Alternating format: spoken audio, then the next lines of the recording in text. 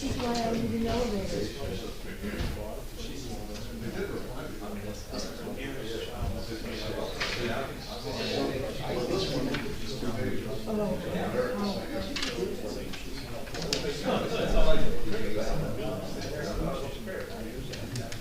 I have it with myself daily.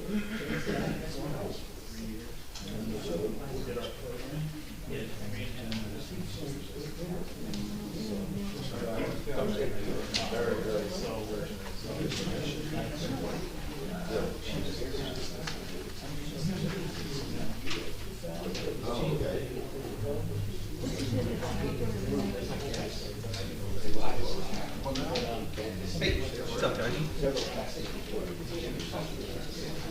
Where is she? Where is she?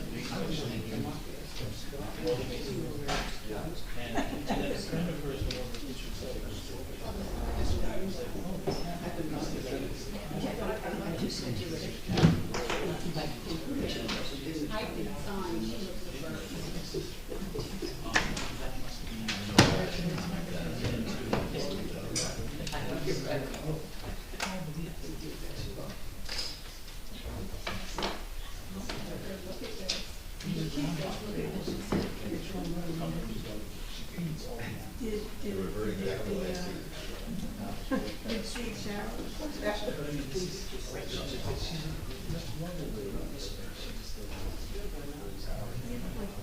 Where'd you go? Again, that's why I want to know. Where'd you go?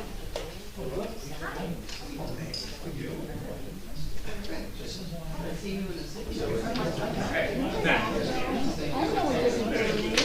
I'm here. My landscaper. Not showing up since March. I just saw him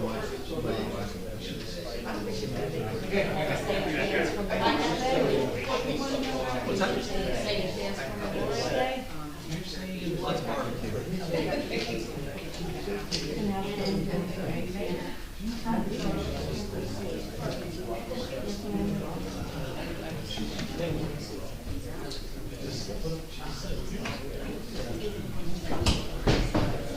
I'll fill you in on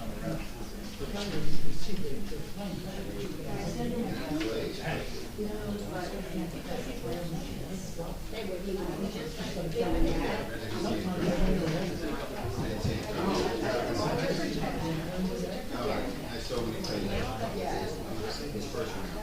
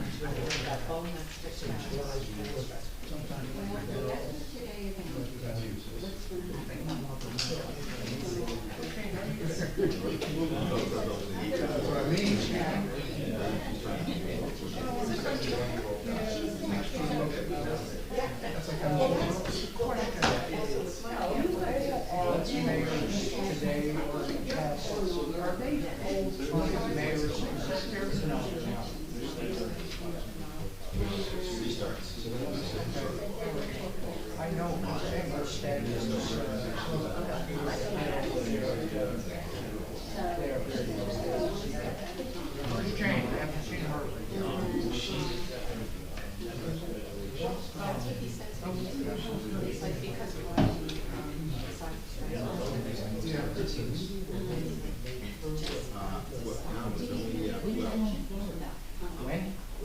The first there.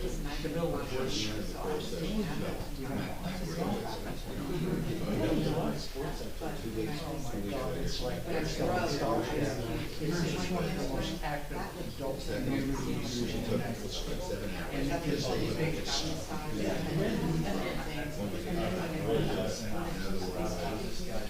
Oh my God, it started out as remanufacturing train, yeah. And it's huge. I mean, oh yeah, right now it's about 30 by 20 square miles. Here, let me give you some. Let me give you some statistics. 57,000 reports, 67 swimming pools.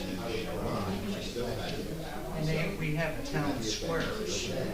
I live near one of the town squares called Sumter Landing. And every night they have live music, town square, very, very, nice, and everything. A lot of activities. They have so many activities. They actually have weekly newspaper clubs, everything with archery, golfing. For the women, they have knitting clubs, or so on and so on. Goes on and on.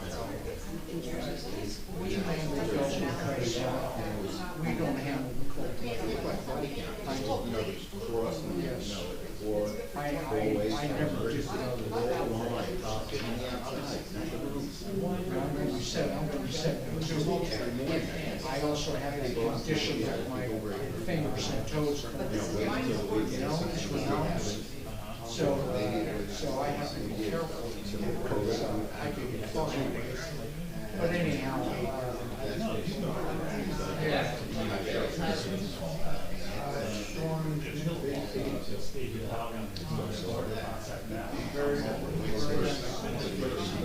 Did they move there? Okay.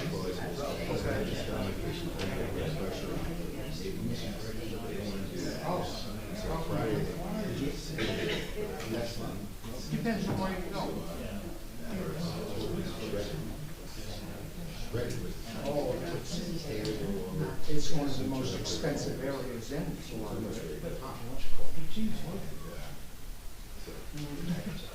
Yeah, but it's yes, yes, sir. Yes. But see, in the villages, we're a gated community. We have everything inside the community. That's why there's so many golf carts, because a lot of people, they use their golf cart because we have our own hospital. Okay, we're gonna start. We started a few minutes late here. Apologies. This is call to order. Start with the Pledge of Allegiance. Pledge of allegiance to the flag of the United States of America and to the republic for which it stands, one nation, under God, indivisible, with liberty and justice for all. I wish to announce that the 48-hour notice as required under the Open Public Meetings Act was emailed to the Asbury Park Press, the Post-Star, and the New Poster on December the 16th of 2021. That a copy has been placed on the bulletin board in the Borough office and that a copy has been filed with the Borough Clerk. Mr. Bunnell? Here. Mr. Gubitosi? Here. Mr. Sexsmith? Here. Mr. Weber? Here. Mayor Fox? Here. Okay, welcome to meeting 10 of this year. We have a considerable number of workshop discussions tonight, and we have one ordinance for introduction, floodplain damage prevention, and two ordinance adoptions, refining our chapter 4 trip fee zoning, and better defining our permit fees for parking ordinance, for the parking ordinance. Before I make a motion on moving an agenda item, I just wanted to recognize or just have a moment of silence for those in West Texas. I spent 5 years in West Texas when my kids were kind of young, but for those who don't know, there's just a fairly significant shooting there of 14 kiddos, so maybe a moment of silence for those in New Valley, Texas. One teacher too. And a teacher, yeah.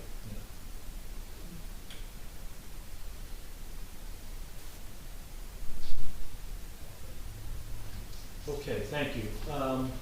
First thing I want to do is welcome our borough attorney. We were just doing a couple shots before. I'm ready. Thank you. I want to make a motion to move agenda item 6, presentations and bids, to 5, so that we can recognize a few folks early. So I'd like to make a motion. Can we get a second for that? Mr. Vanel? Yes. Mr. Gubatese? Yes. Mr. Sexton? Yes. Mr. Weber? Yes. Mayor Fox? Yes. So we have 2 people in the audience I'd like to ask to come up here, and that's Vicki Johnson. See Vicki and Terry Rosenberg.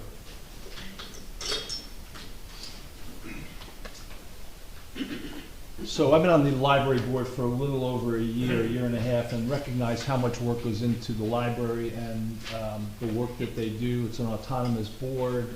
They operate with tremendous amount of responsibility. Our library has significantly improved through the years, and it's in a large part due to people like Vicki and Terry. So I've got 2 Vickys here. Oh. That's okay though.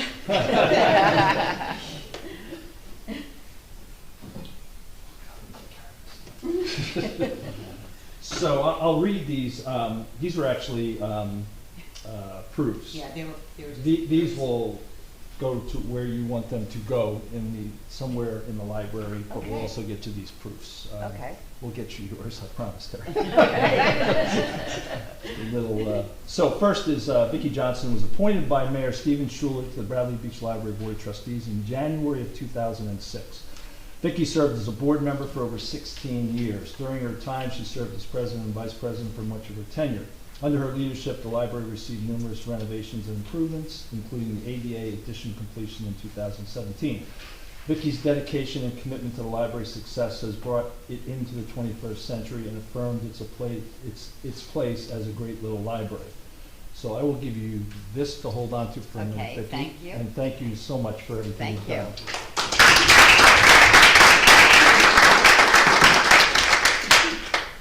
I don't want to give you this because it weighs about 30 pounds, but I'm going to read it. So, Terry Rosenberg. Terry was appointed by Mayor Stephen Schuler to the Bradley Beach Library Board of Trustees in April 2007.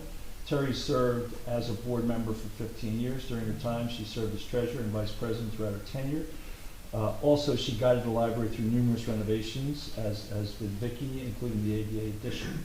Terry's dedication and commitment to the library's success has helped it usher it into the 21st century, as has Vicki, and affirmed, again, a great little library. So, if you hold it for a second. Okay. It's probably better if you hold this, because we want to take your picture, and I don't want you to have to hold this 30-pound. No, this is a lot lighter.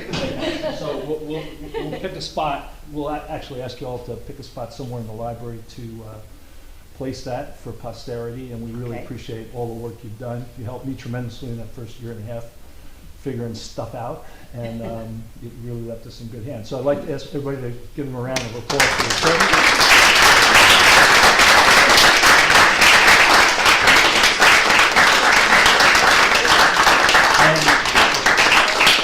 If you've got any family and friends, I'm going to ask the council to come down, and family and friends take a picture or two, if Yeah, that's okay. that'd be great, thank you. I'd also like to thank the mayor and council for their support through the library's tough times, and right now it's great. We have a great little library, we have the little book things down by the beach, and we have a great new director who's helping out with trying to get, she helped through COVID, that was tough. But she has set up curbside service for all the activities in arts and crafts, and I'd just like to thank everybody. It was it's a 5-year term you're appointed to. So after 16 years, and I'm getting up there, it's time to let new people take over, and I'm sure they'll do a great job under the mayor's guidance. So I'm sure we'll have a great little library and continue to have one. Continue and continue. And continue and continue, yes. Yes. Okay. And I've enjoyed it. So, Really? Yes. Okay, nice meeting you. Congratulations. Thank you. family, friends, come up, take a picture. Thank you. Alan? Thank you. Tim? I'm Thank you very much. Thank you. you. always ready. Thank you. This is for you, sir. Thank you. All right, we're gonna take your picture, so stand over here. Oh, okay. Okay. All right. We'll both have Vicky's name. Okay. They're gonna have to zoom in to get that, so. Here, I'll get this. You got tall people behind you. Oh, then he's gotta get in front. Get him in front. Jenny's gotta get Yeah. it shorter. Get him in the front row, yeah. There we go. Your tie's perfect, There's no audio on it. Okay, thank you again. Thank you. Thank you, Erica. You're welcome. Did you I'm get gonna your give you the key? heavy ones. Yes, thank you. Makes I feel bad that you don't have to. But let's, we'll get together, figure out where we're gonna put these. We have the things for the nails and stuff. Okay, great. Oh my God. Really? It's a lot heavier. Thank you. Thank you. Okay. Thanks, everybody, for accommodating us on that. We'll now move to, we have 1 hour, a little under an hour, and 5 workshop items that we'll proceed through. Hopefully, we'll spend about 10 to 15 minutes on each, maybe more or less, and get through those. So we'll start with the first, chapter 5.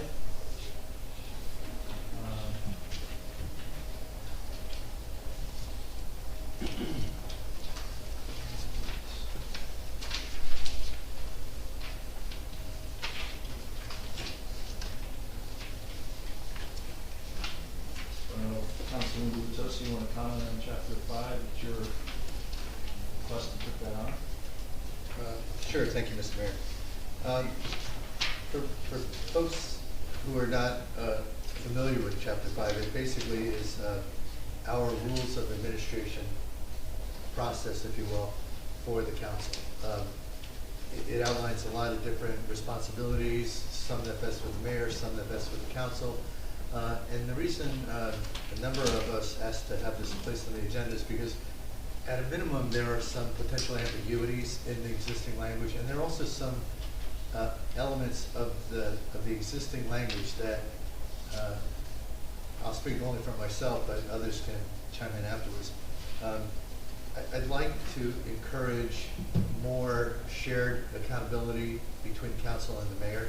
There are certain elements of the existing ordinance that identifies the mayor playing the primary role in certain elements of decision-making. There's a laundry list of things, many of which are very appropriate. Some of which, though, I did want to question. I did want to at least ask our council's guidance, along with any review I've done on my own. So, Mr. Mayor, what I'd like to do at some point, once everyone else has commented, is be able to talk through some of the specific edits that I was recommending. Okay. We maybe hear from Mr. Bernstein first? Or do you want to talk to us first? Might be good to talk about the breakdown. I mean, there's different aspects to the proposed changes to chapter 5, right? There's appointment powers, that's why the labor attorney's here. There's things having to do with the agenda procedures, which are obviously separate from that. So I don't know where you guys want to begin.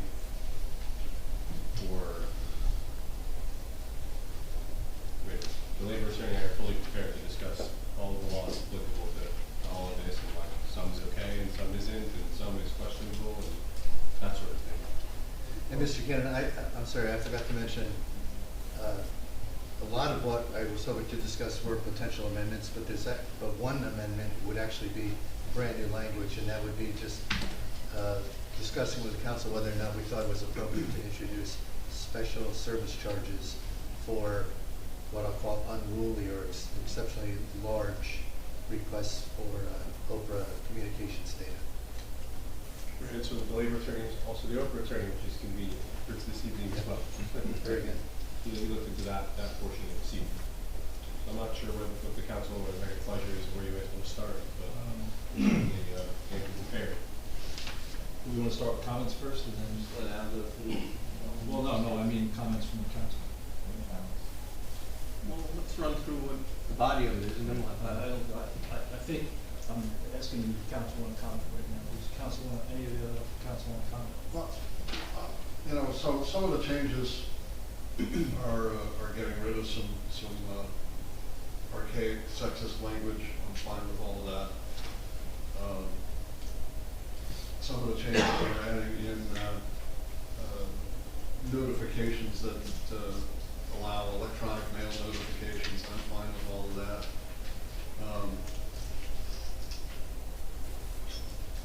There were some changes for how the agenda was developed. I think it just codifies the process that I put in place at the beginning of the year. That's fine with all of those things, but some of it, you know, when you start getting into the powers of the mayor and you start adding in advice and consent of council, it becomes a little more legally dubious in my mind. So some things are perfectly all right going through as is, but other things are really here to see what these two gentlemen have to tell me. And agreed, I am by no means a lawyer, practicing lawyer of any kind, let alone do I have the knowledge these two gentlemen have. So in part, I wanted this to be a workshop that we could have that discussion and gather our attorney's feedback.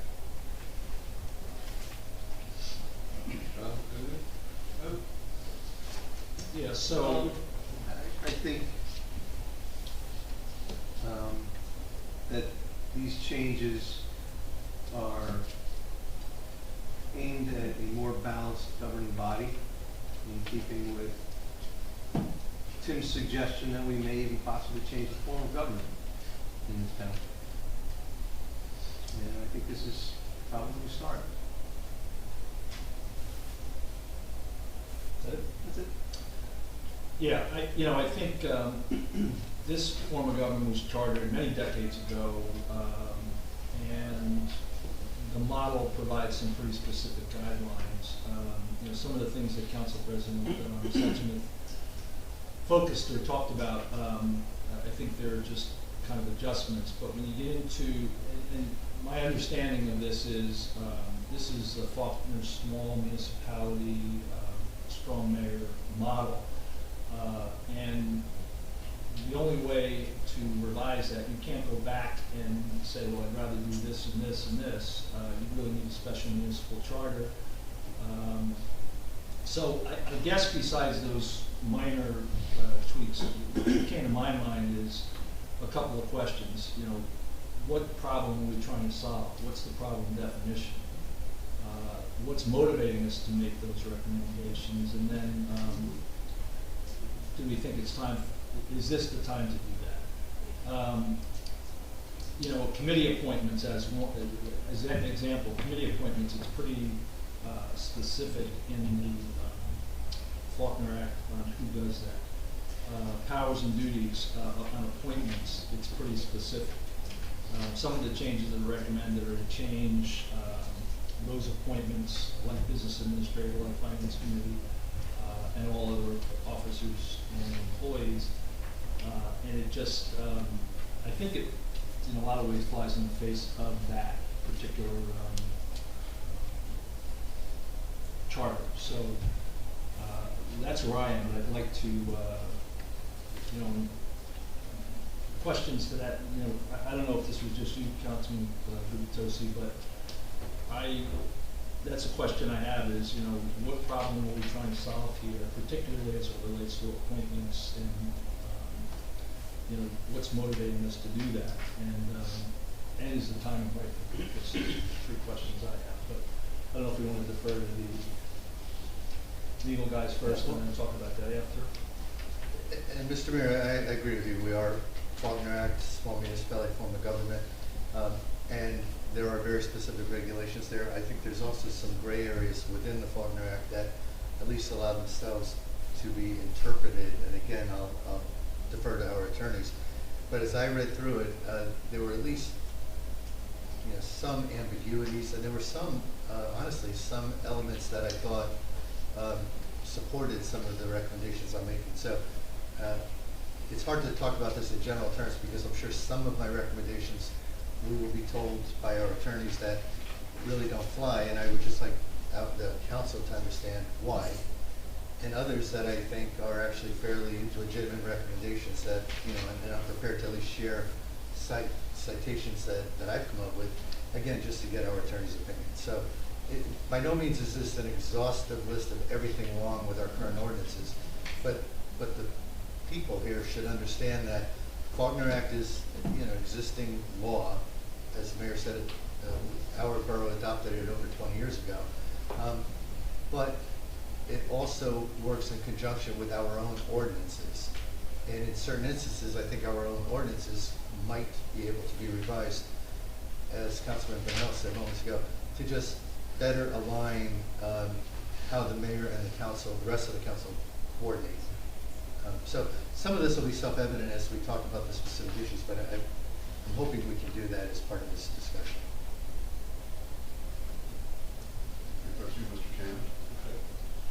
All right, so you guys have the document, titled Chapter 5 Edit. And so we want to go down some of them. Some of them are pretty straightforward, particularly at the beginning, and then I'll ask Eric to give his opinion, particularly when it affects the employees.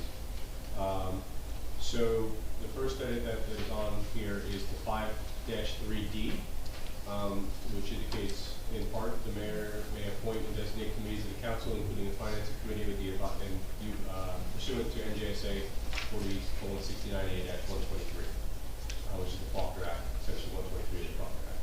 So Section 123, I think as the mayor alluded to, is very specific and indicates that the mayor shall also appoint a finance committee of the council, which may consist of one or more council members, and may appoint and designate other committees of council of similar composition. So the proposed edit in that regard is directly contrary to the Faulkner Act. I don't think that flies. I don't think we can reverse the mayor's powers under the state statute via ordinance. And thank you, Mr. Kennedy. My real question here is the wording you just read. It says, which may consist of one or more council members. I'm sorry. The wording that you just read suggests that the mayor appoints the chief financial officer the finance committee, and it may consist of one or more council members. I was the council member representing the council along with the mayor on the finance committee, and I was removed from that committee. No one else was asked to replace me. So my question really revolves around the word may. When we say the mayor appoints, which may consist of one or more council members, is that may referring to maybe one or maybe two, or is the may referring to maybe no one at all?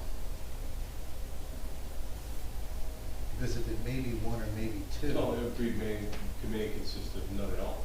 Well, that's my question. I don't know what the legislative intent was, but right now the council is not represented on the finance committee other than the mayor, who obviously wears both hats. Right. In this program, the mayor is also a member of the council. Exactly. Yeah. Okay, so your interpretation of may is maybe up to the mayor. So I'm fine with that. As we'll go through this, you'll see the Faulkner Act isn't exactly very specific and true if you've read all the sections. No, I'm very content with that. Before you move on to the second submitted edit, I have just a question for you, for the council and the residents to hear. In 5-4, I suggested a very minor change, just the he or she, but there, I think very specifically under that section 122, here, 40:69A-122, the clerk of the council is appointed by the mayor with advice and consent of council. Correct? Yes. The clerk is appointed by the governing body by statute in any event. Right. One of the 5 positions of the individuals by statute. Yeah. Under 122. So my only question here, I didn't request this a week ago when I first submitted this, but can we consider adding that exact statute's language here? So when we say it shall be appointed, right now we say it shall be appointed and serve pursuant to statute. Can we say appointed by the mayor with advice and consent of council and serve pursuant to statute 40:69A-122? Functionally, yeah. Serve pursuant to statute is the same. The statute referring to it. The statute does say that, so we're just. It does, and for those of us who are not attorneys, and that's really all of us on the council, it's really challenging to have to continue to look up state statutes. I'd rather where we're embodying the state statute, I'd like to just, quote it so that we as council members and our residents, when they look at our ordinance, they understand that the clerk is appointed by the mayor with advice and consent of council. I mean, that's my position. I don't know if anyone else agrees. As long as our attorneys say that would be okay. I think that's fine. Disagree with it? I don't see a problem. So long as other provisions also follow the statute. They do. I had occasion to review it. Yeah, I mean, that matches the statute 122. A lot of my edits, people will see, are just trying to clarify what I think are at least potential ambiguities, if not, actual ambiguities.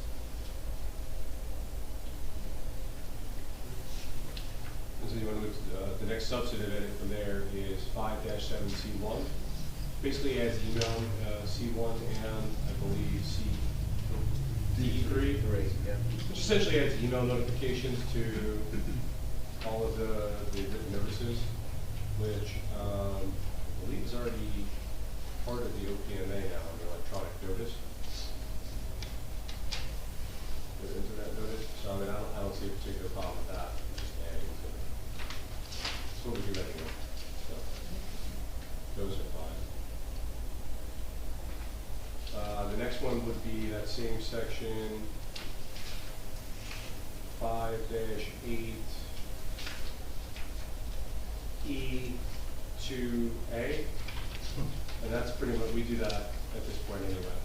Yeah, again, adding clarity or That's something. not a problem.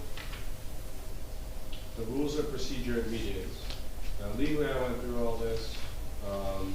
It's perfectly fine because it basically matches the OPMA. That the public ultimately knows what's going on with the agenda to the extent known 48 hours prior to the meeting.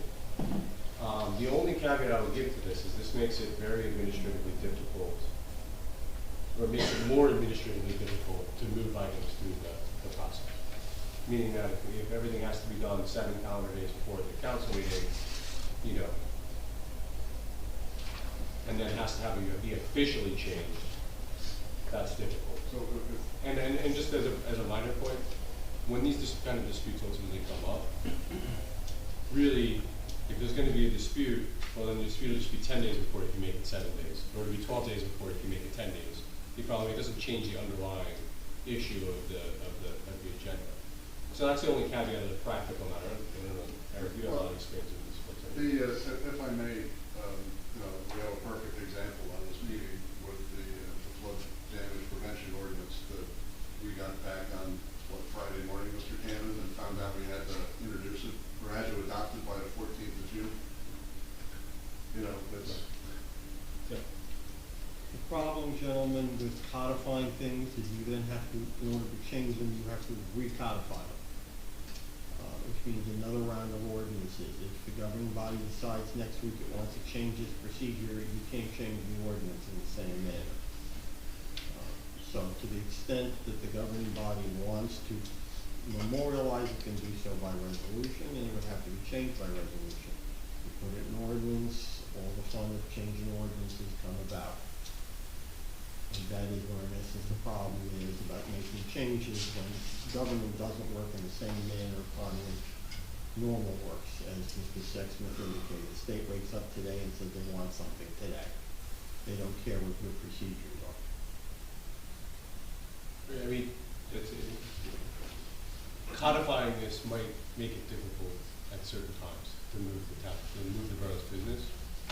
Procedurally, that's pretty much what we do at this moment in time. It's written out there. Yeah, and that's kind of what I was thinking. Is So it's not like, but that's the only, once it's in writing in the code, that's the caveat that I mean, legally it's fine, it's really what we do at this moment anyway. But it's rigid, and that could be tough later. Yeah.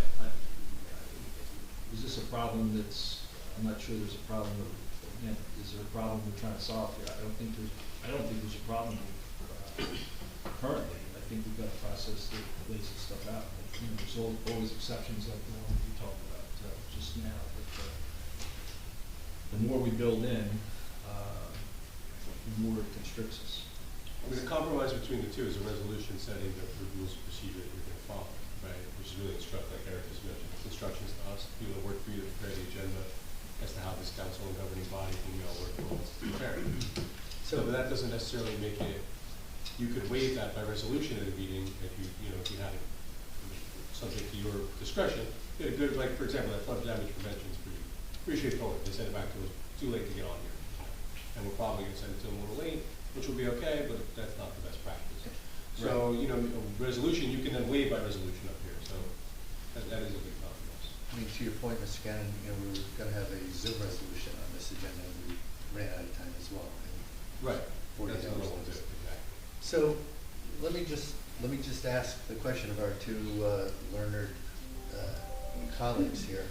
Right now, the mayor asked what problem are we trying to solve for? And I think the biggest challenge that members of the council have is that, and I've shared this with Council President Sexsmith, there's an element of a kind of a one-way flow of data. The council members outside of the council president and the mayor basically receive a draft agenda on Tuesday after it's been developed by yourself, the mayor, council president, perhaps the VA, and Erica.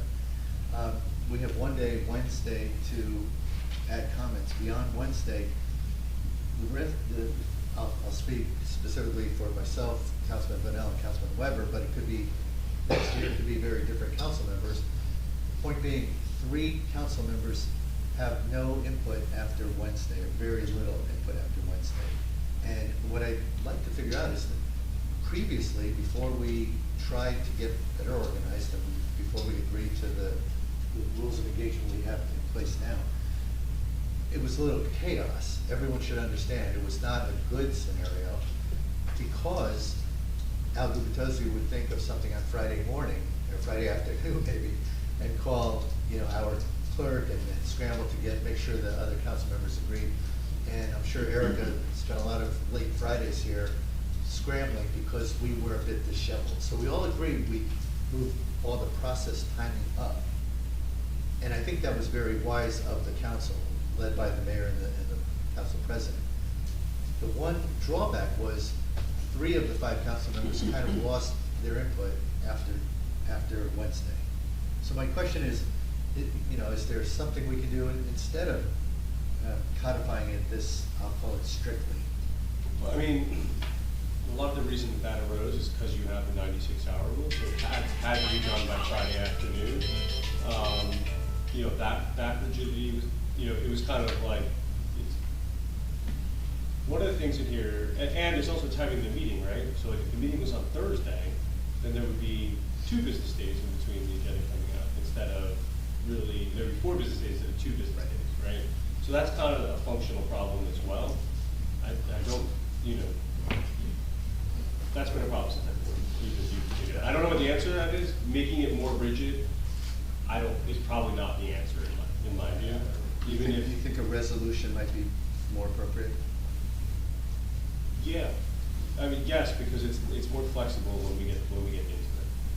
I'm willing to leave things where they are and to follow up with a resolution, if others are comfortable with that. Yeah, I have a question though, Al.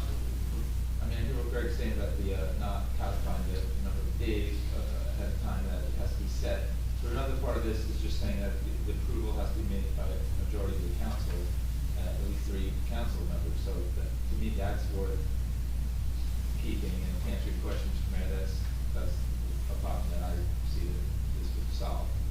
And it only makes sense that the agenda is agreed to by a majority of the council. So if they're recommending something different for the timing, then can we leave that, like, keep up under here, A, no, number 3? Al, would you leave that in? I think that's the case right now. So, Mr. Cannon?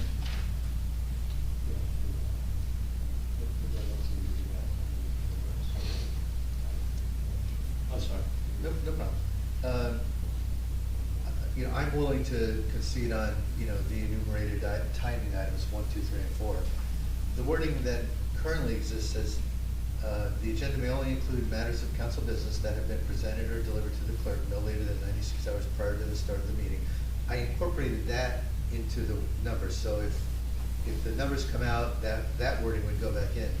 But the end of that sentence, and approved by the mayor, I would still suggest that the mayor does not approve the agenda, that the majority of the council does. And I'm citing 40A:9-133E2, which is the That's the clerk's statute. duty of the municipal clerk prepares the meeting agenda at the discretion of the governing body, not of the mayor. Yeah, that's what, that is what the clerk statute says. And so that's another one of the conflict of laws issues is, it says approved by the mayor here. But technically, the clerk has to prepare at the discretion of both the governing body and her duties. So that's why Eric generally listens to a majority of you every Friday if there's an issue, pretty much. Well, it hasn't always been the case, and I think to be clearer in our rules, in our ordinances, I think we should state, approved by the governing body or majority of the governing body, and certainly I think we should strike approved by the mayor. Well, I don't have a problem. Can I suggest something to you? So in Allentown, we do it in the reverse. So it's like a line item veto. Because it's very difficult if people are away or on vacation. They have 7 people, you only have 5. For the clerk, it puts the onus on the clerk, like the way you wrote it, puts the onus on the clerk to figure it out. I feel like, and you know how that's gonna work out. It's gonna be Friday at 5:45 p.m. In Allentown, we do it in the reverse. So like if you see the agenda and, you contact the clerk, and a majority of the council contacts the clerk to remove an item, that's the way we do it in Allentown, because it puts the onus on the council to exercise their right to change the agenda versus the reverse, which is put the onus on the employee really to figure it out and then be very stressed out about whether they're doing it right. So, And there's no question, if you, I want resolution 2022- whatever off the agenda, But that also starts with, here's my agenda items for this week, and everyone's stuff goes on there, and that's how it gets controlled, if that makes sense. If there's an opening and a closing. Each member of the governing body gets a line item like that, or just? No, majority, Right. majority. So what you're saying, the onus is for them to reach out and. So in Allentown, the clerk sends out the draft agenda, like Erica does, day after Tuesday meetings as well, sends it on a Tuesday. You have until Thursday at noon to email the clerk or contact the clerk, and you have to have, individual governing body members do it separately, not as a group, right? Because we can't have a group meeting. Right. I object to whatever, and if the clerk gets a majority of the council objecting to a particular item, she removes it from the agenda. And then she doesn't have to worry about whether the rest of the agenda is okay or anything, and the onus is on the people trying to remove stuff from the agenda to contact the clerk, instead of the other way around, which is really the way you wrote it. but if there's a desire to add something, that would be possible. You start at the beginning of the week, you say, I want this added to the agenda. Right, but if something like a Zoom meeting comes, if people become aware of that on Friday, and there's still time, I would suggest we should be allowed, if we have a majority of council, we should be allowed to add that on Friday to the agenda. I mean, legally, yeah. Well, I'm just we're- trying to give you the best practice, I mean, for the people that work here. With the example Council President Sexsmith used, again, that comes in later in the week. To just add that without checking with the rest of the council, I think is inappropriate. I think the council should decide what items are added or not added, have the final say. I mean, that's why I'm raising this edit.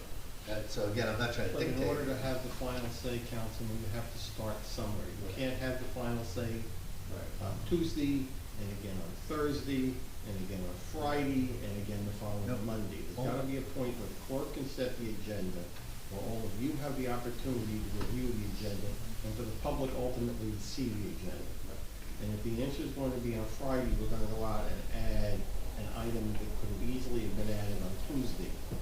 That's where the problem is. If you're talking about an emergency situation, such as the state comes down, or you get an item that you wanna add to it for, like, the chapter 159 of revenue, that's one thing. Another thing about putting on Zoom, a hybrid meeting policy, which is easily as well on Tuesday as it was on Friday.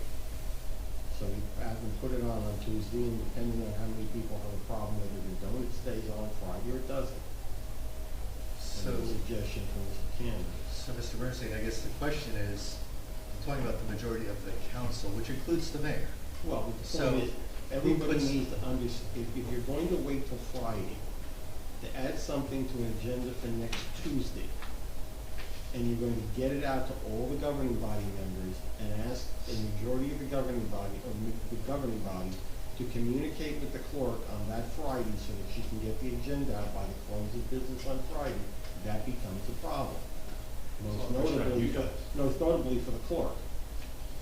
Well, I mean, what language would you suggest that we are all equal parties in If you deciding all what makes submit the any agenda? items to the agenda 7 days in advance of the agenda, and then by 5 days before. yeah, and by Thursday at noon, anybody who has an objection to it, notify the clerk, and when the clerk sees what's left, that's what the agenda looks like. So if there's 3 objections, it comes off. Right. Yeah, So it's right- like right seven now- days, object within 5 days, that's what I just took away from that, that sounds good to me. The point is that we all get a say, because there have been times where 4 of us have wanted something off the agenda and it hasn't come off the agenda, and there's been times where all 3 of us wanted something on the agenda and it hasn't gone off, it hasn't gotten onto the agenda, so this fixes that problem in my book, to answer your question from before, Mr. Mayor, so I like the way you just described it, and that's fine, and I like what Greg said about putting the burden on us and not on the clerk, and I'm happy with language like that, if we can come up with that. It's not what you came up with here, Al, but No, it works. It does. No, or the converse would be, I think, I mean, theoretically, the converse doesn't really matter either, right? So if you want to put something on the agenda by 4 days before, or 5 days before, like you pointed out, it doesn't really matter. There just has to be some sort of certainty for the people that work there when they go home. That's fair. And I think the process that was put in place this year, that is, have a meeting Tuesday, get it squared away, have a list of, here's what we're gonna look at for the next 6 months, has benefited us. I would say that you're not spending your Friday nights here, because we are getting that laid out, by and large. So, okay, let's get to proceed. So are we're leaving this out, we'll have a resolution covering the timing, and Mr. Kenny, you can introduce wording that says we will have the majority of council will have the ability to strike items from the agenda. Is that? My understanding was that, we would amend 5.9A to functionally say that, to really approve by the mayor at the end, pretty much to make it a governing body decision, and then the rest of it would basically take it and put it to a resolution. I missed that. Did you say, what about? So in order to put in a resolution that complies with the underlying ordinance to have that sort of process, then the approved by mayor part has to come out, right? Yes. Because it's not approved by the mayor anymore. So the rest of it then goes into really a resolution set forth the procedure, and the only real change is in accordance with the duties of the clerk, as you mentioned. I would find that acceptable. Yeah, that works.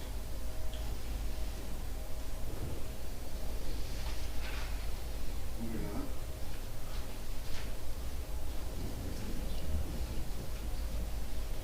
You have 5-minute limit on public comments on agenda items in the meeting agendas. That's 5.9C.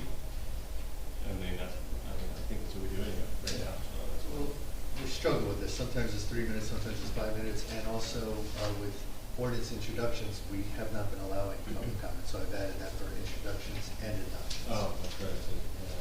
No, we actually have never changed that in comments. The only time we've changed it to 3 minutes is on adoption or in the adoption phase. Well, again, this I'm aware. this is an ambiguity that I just wanted to, I suggest that we clarify. Again, I'll listen to others' comments as well. Any thoughts? The clearer, the better.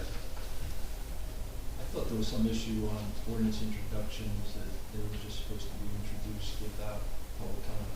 Was that, did I misunderstand that? Well, an ordinance must receive a public hearing before adoption. Before adoption. Right. That's the rule. So we're adding a Actually step. passing it. You're adding one to the introduction. And again, I put this out there for the council to react to, but that was my feeling, that I, as a council person, benefit from hearing the public, whoever is out there, whether they agree with me or disagree. I would like them to have an opportunity to share their perspectives as we introduce. So that way I'll have whatever it is, 2 weeks or 4 weeks before adoption to reconsider, based upon the public's feedback. I would prefer more public input. And it's not really adding step, it's just changing step a little bit. We have to introduce whether it's public comment or not, so the step is there.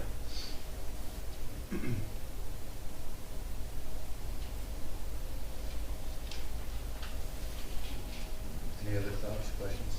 I mean, you're just effectively adding a public comment period when we introduce the ordinance. Yes, Right. really straightforward, I think. I mean, that's up to I think you it's guys. something that we did before and we stopped. And it's not necessarily, Well, look, there's no legal reason. right, well, that's what I was gonna say, Expanding it's the not a transparency. legal thing, it's a preference by the town. So is that okay with everyone, or any other concerns?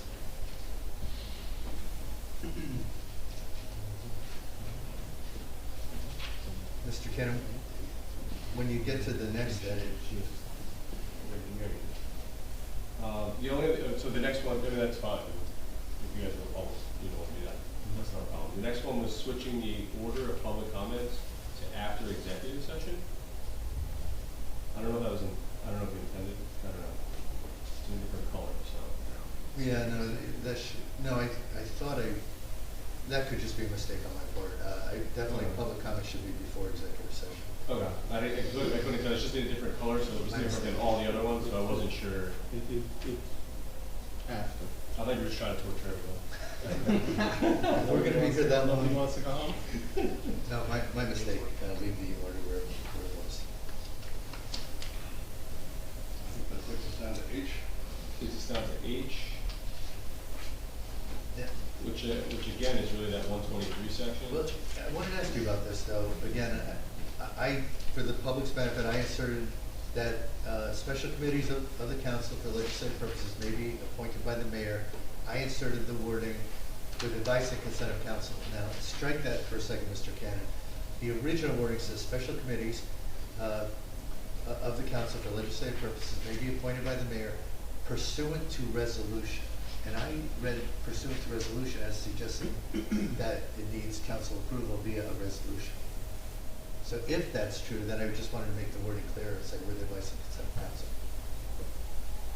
But the existing wording says pursuant to resolution, so I wanted to ask you about that. I believe that that's really just a restatement of municipal. It is. It is, but it begs It's the question. redundant and questionable as to whether you can even have special.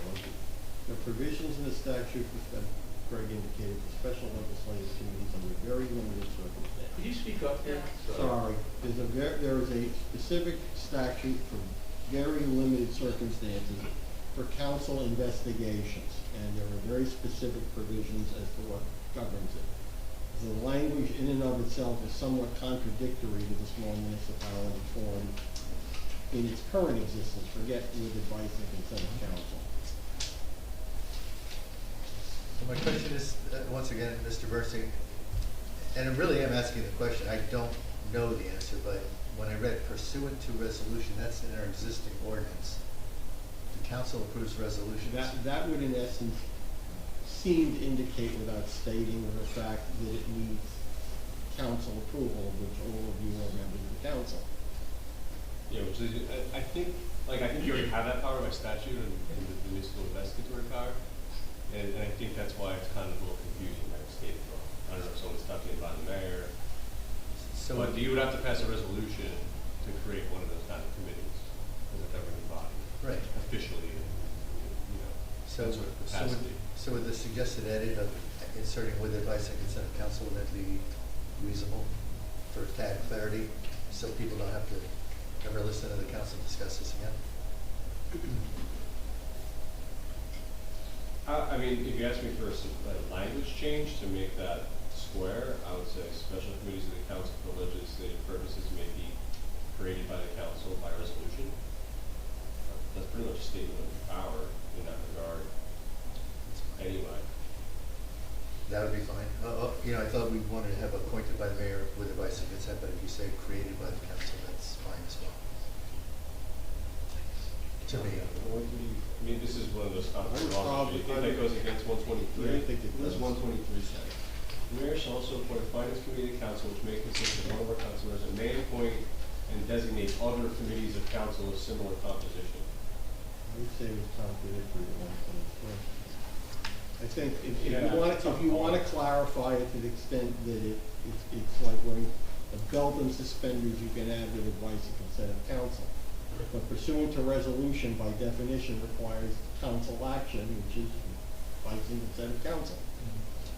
But do you think the resolution or the advice and consent of council part in general matters? I think the advice and consent of council violates 123, so leaving it the way it is basically gives you exactly what you want. It just doesn't add the extra items which may in fact make it more illegal than it currently is. I'm not sure. That's a really fancy way of saying it. I think it's distinction without a difference. Unless I think you both have the box anyway. You think, Like well, you that's want to right. create a special legislative committee to investigate a particular matter in the town, I think the council has that power under certain circumstances in the statute. Because, just to Mr. Gersing's comment about making it more legal than it already is, I guess I thought you could make the argument that it might be legal because section 122, as you know, as you've repeated already, states and such other officers as may be provided by ordinance. So But this has nothing, this is a council committee. okay. Council committee statute is governed by 4069A 123, which basically leaves council committees to the deference of the mayor.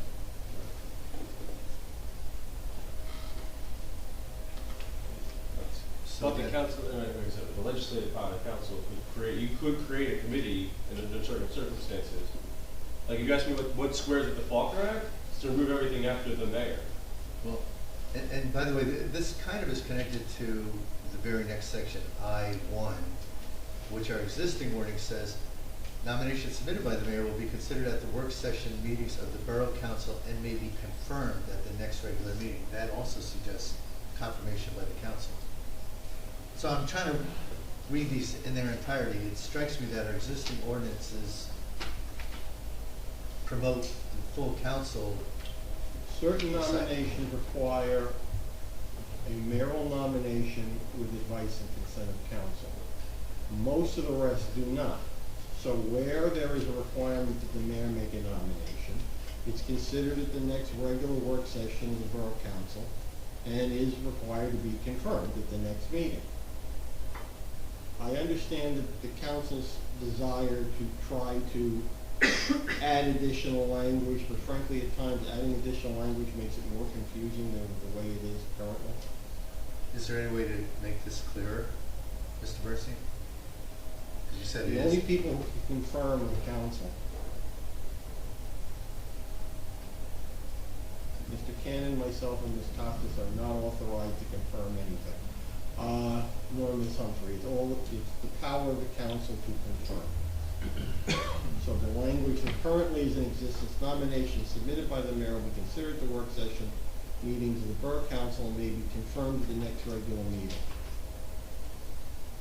Pretty much says it. So what I'm hearing is we're agreeing that the council does, via resolution, the council does have consent. In very limited appointment and other circumstances. Putting in additional language is not going to expand the powers of the council relative to nominations of the mayor. And if that's the desire of the council, folks, you're in dangerous territory. If it's to clarify it, it frankly pretty much states what you want the way it currently is. Okay, so I am, for one, I'm just not aware of what those limited circumstances are. Can we reference an ordinance that says in what limited circumstances? 4069A 122.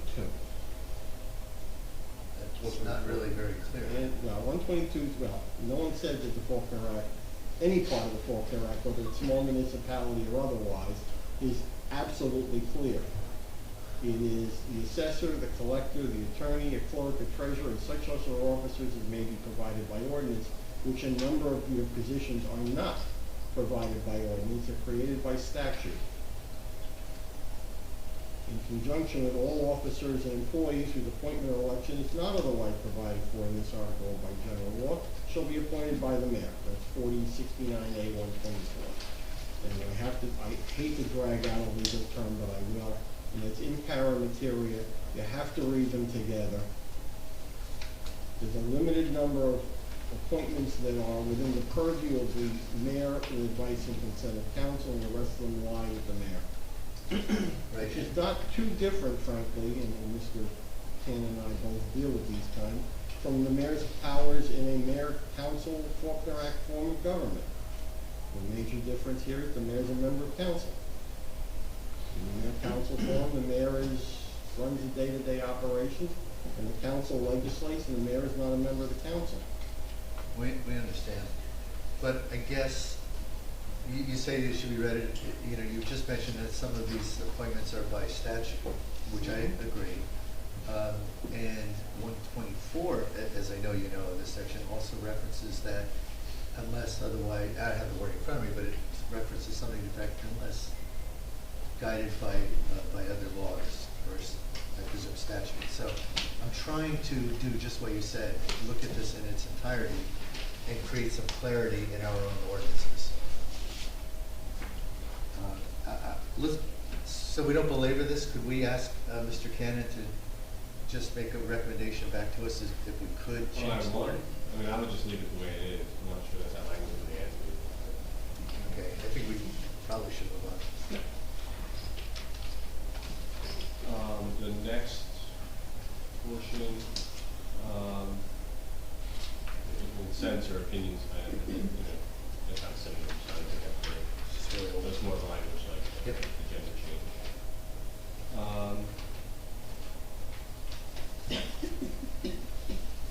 You highlighted section J2.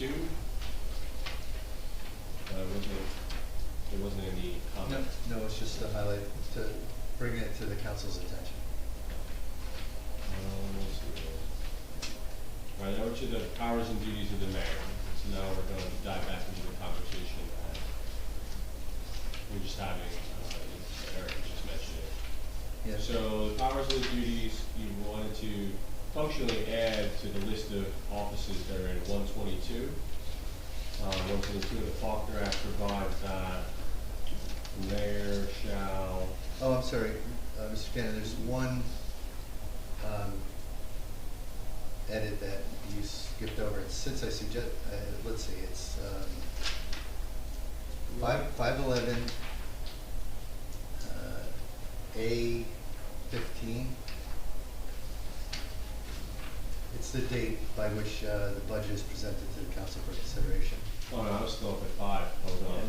Oh, I'm sorry, okay, I skipped that. And so the edits to 5 go to, well, let's take 5 and 8 together. I'm okay leaving 6, 7, and 8 alone. We can, you know, I don't know if the other council members have any concerns. Right, so on number 8, I don't think that you can do that because 124 indicates that the mayor has the power of appointment in that general power of appointment in that regard. I would agree, thank you.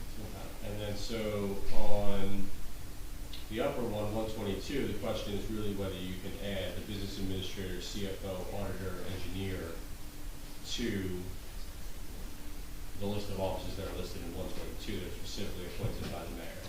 Can you provide that by ordinance? And there is a body of cases on this. Eric and I reviewed, and Eric found a few more. So I mean, you're the labor attorney. So long story short, when you start appointing, these are employees, right? So there's a third party with the rights. It's not just the mayor and the council. It's the mayor, the council, and the employee that is to rely upon the appointment. And so there have been cases when this has been changed in different boroughs.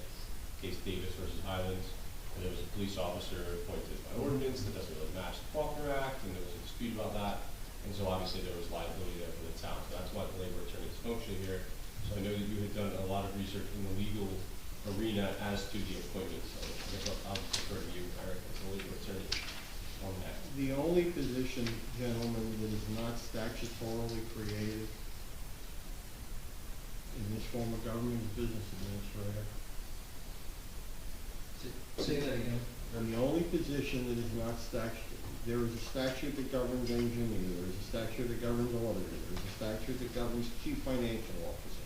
There is a statute governing all of these positions that have not been enumerated in here. The only one that is not enumerated, but according to your charter is within the power of the mayor, is the business administrator. And there's case law on both sides of this one. So, I would suggest that Mr. Cannon and I come up with some recommendations, but I will tell you that it's difficult to expand the list of appointments here without running afoul of, forget the Highlands case, subsequent cases in a number of other municipalities that have dealt with these kind of situations. I think maybe an opinion from both of us to the governing body might be the way to go on number 5, but I would point out, folks, that this expansion, I would say in general, is probably well in excess of what the statute calls for. Mr. Bernstein, I appreciate that, and I think a letter from the two of you would be very helpful. I actually had a statute reference that may, statutory reference that may not be applicable, but I included the business administrator because I was reading 40A:9-137. What's that, 2/3 vote statute? To hire. That's the creation of what ostensibly is what they call an ordinance administrator. The position does not necessarily call for it. This one may be by implication calls for an administrator because the Faulkner Act in general requires the creation of a department, in many cases, a department of administration overseen by the business administrator. There, in essence, where the difference is.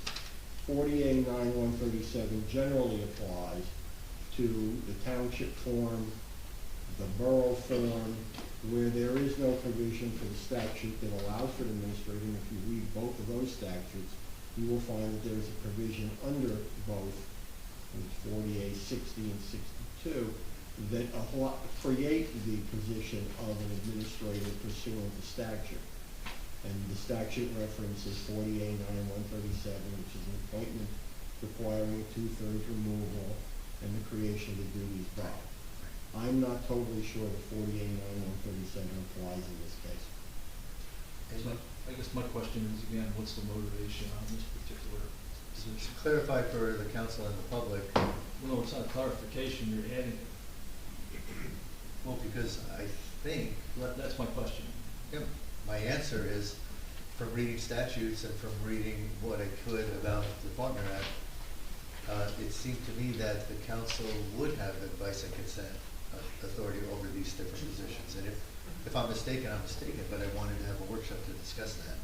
As we sit here, the council does not have that authority. In fact, Mr. Mayor, you were very clear when we hired Ms. Humphrey, that was your decision to make, and I just wanted Well, to it test that. was clear based on the guidance I got from the legal. No, that's fine. I'm just trying to get clarity now.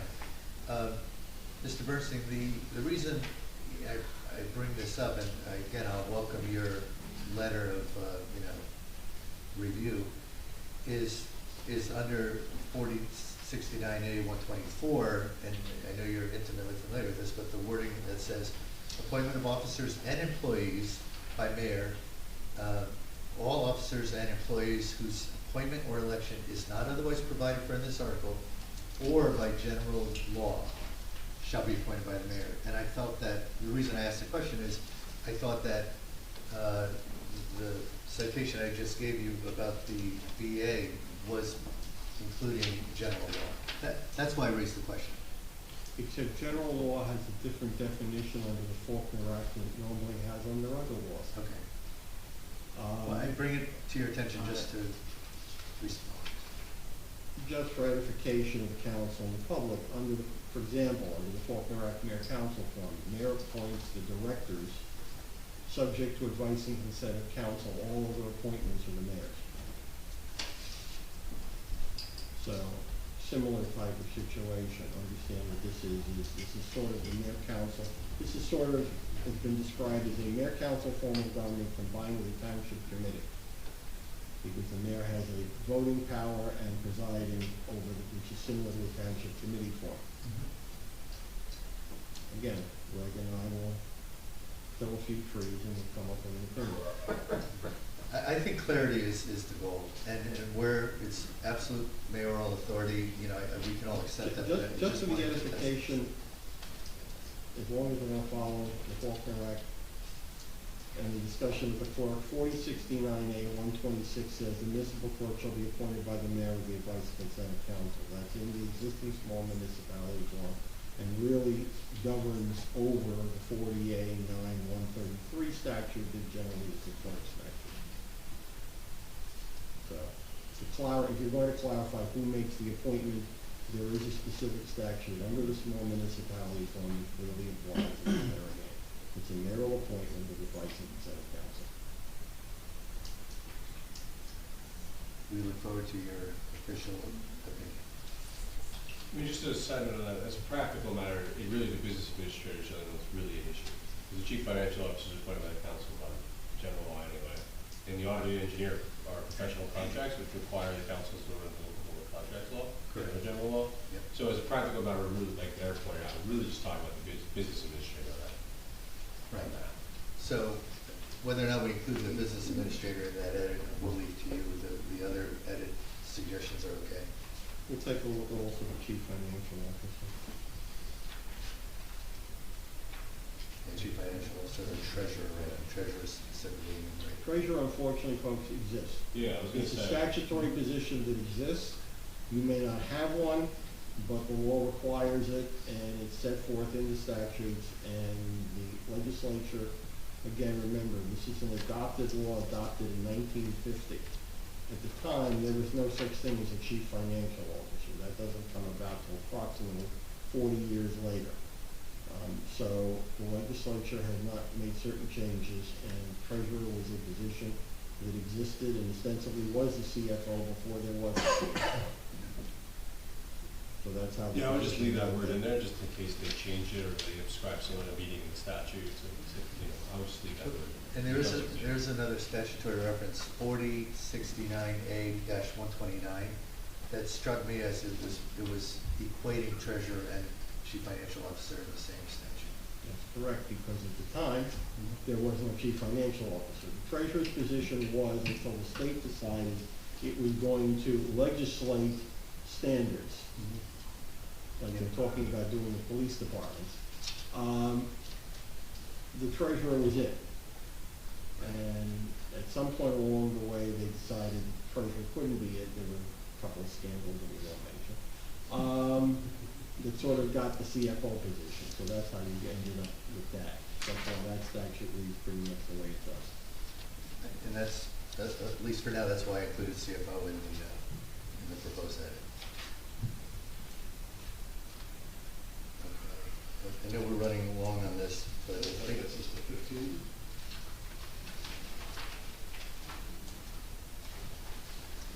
The creation, if I may, Yeah.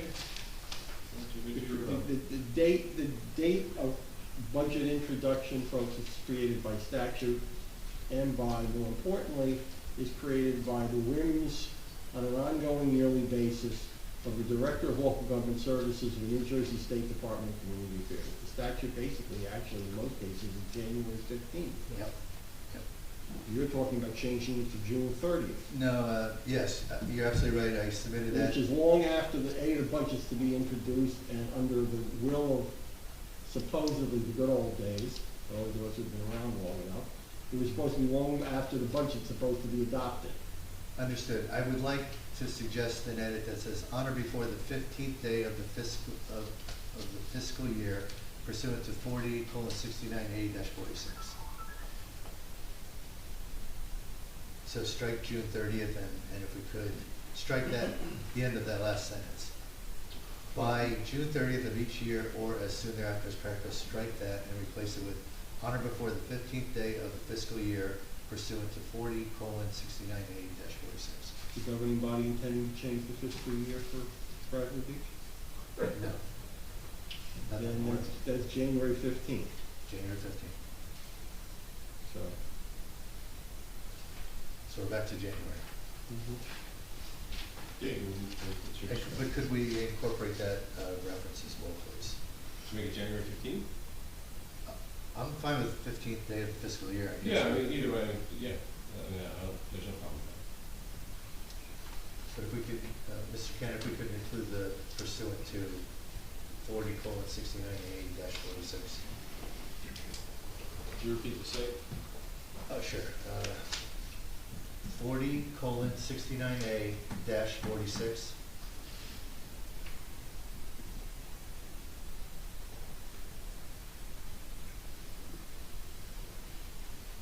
You sure that's the right site?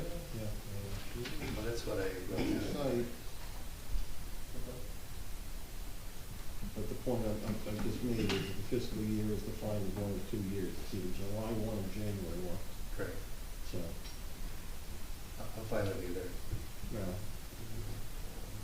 I mean, either. I was confused, Councilman, Lloyd, because you're talking about specificity and now we're being unspecific. No, it's 15th day of the fiscal year, sir. Right, which in this case is January 15th. Correct. The mayor is required to basically hand the budget over to you and run in the opposite direction. Yes. I mean, so, Councilman Gutierrez, so section 46 of the Faulkner Act is under the mayor-council plan. Like, it's applicable to a different form of government. Okay. So is So I'm there? not sure that that's really applicable here to put the site in, like, what you said is fine, January 15th, I don't think it's prohibited or anything. But the citation you have, that's the practice in the mayor-council form of government, which is fine to adopt here, I just wouldn't confuse it by citing the sections of it. No, thank you. So effectively, all we're doing is changing it from January 1st to January 15th. So, 513, letter G.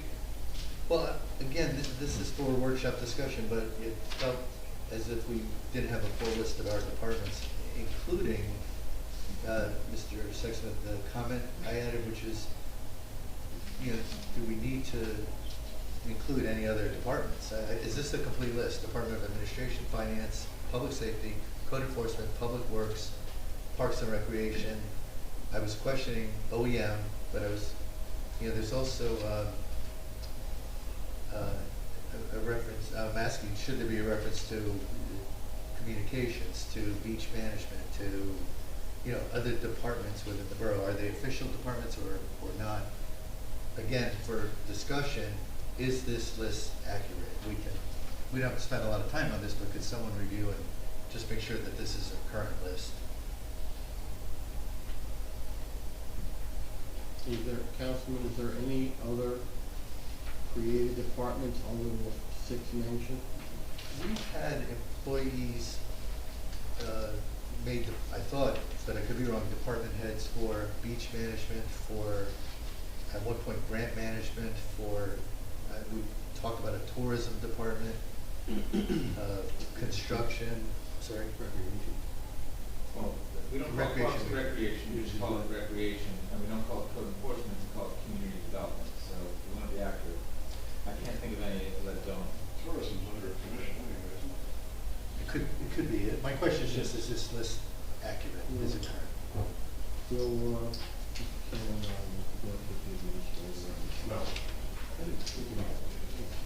You're functionally, you want to update 513 to reflect the actual organization? Please, yeah, We can do that. someone could do that for us. We might have more resolutions. Paper. We're almost done with It's this. 514H and I. Yep. My question here is, we, the borough, keep, well, okay, for the public's benefit, H reads, and this is existing ordinance language. No new department, division, office, officer, or employee position shall be created except by action of the borough council. And no existing department, division, office, officer, or employee position shall be abolished except by action of the council. And I know even on tonight's agenda, we're acknowledging a employee resignation, we're acknowledging a new hire, but we're describing different roles that they play. I know we adjusted, we had we created a year or so ago a tourism/communications director, and kind of unilaterally without council input, we changed that person's role to just tourism. And so my question around H is, are we following our own rules, or am I misinterpreting this? It seems to me that anytime we create a job, a role, and it's covered, this is covered in I as well, we need to develop a statement of powers, duties, and responsibilities of the function therein created. Councilman, you have to go back a step.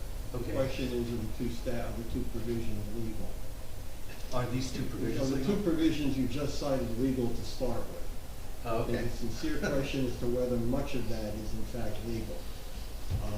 There are certain items that may be, there are certain items that I would argue under the statute we've been citing for the last hour are not.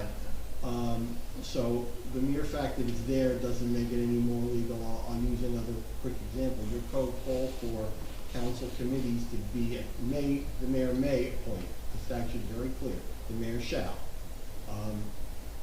This is one of them that I think Mr. Cannon and I are going to end up having to take a long look at.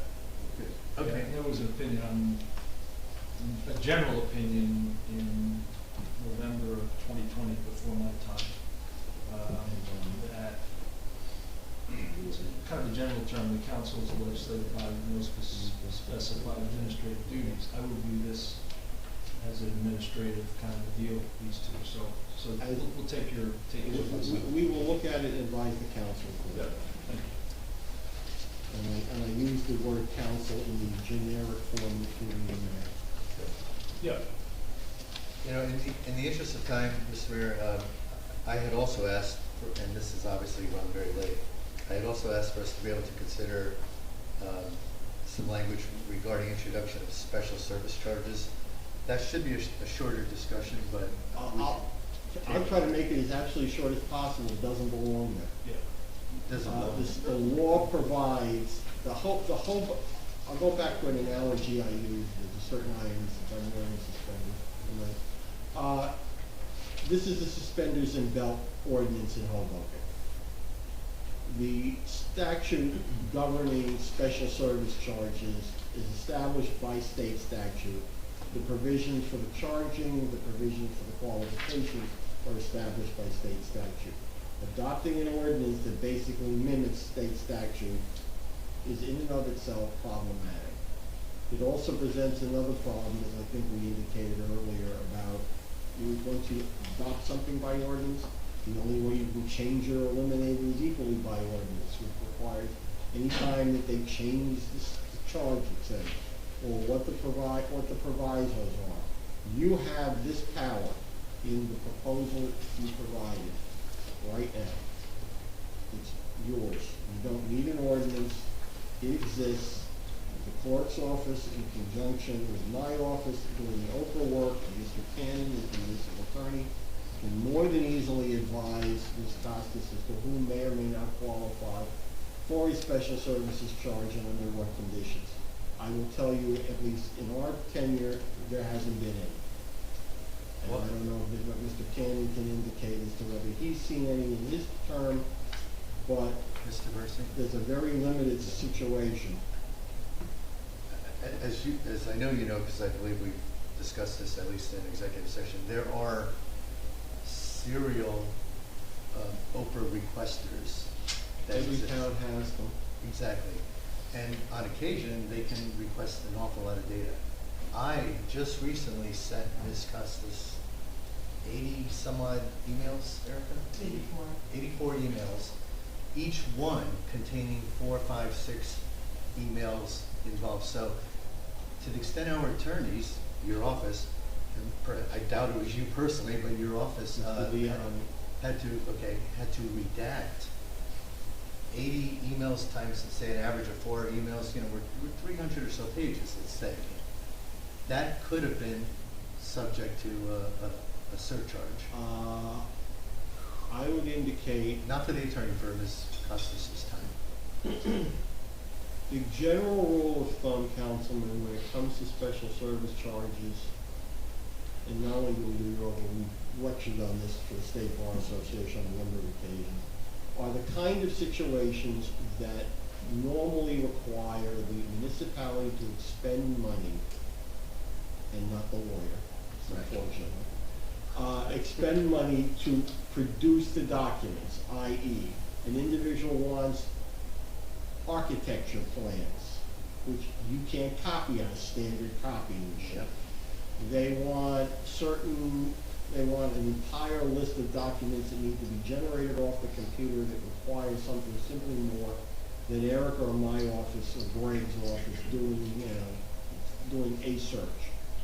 Where those kind of situations exist, they may qualify. I will tell you that they're great money makers, and not just for us, they're great money makers for Mr. Loers and his colleagues, Ms.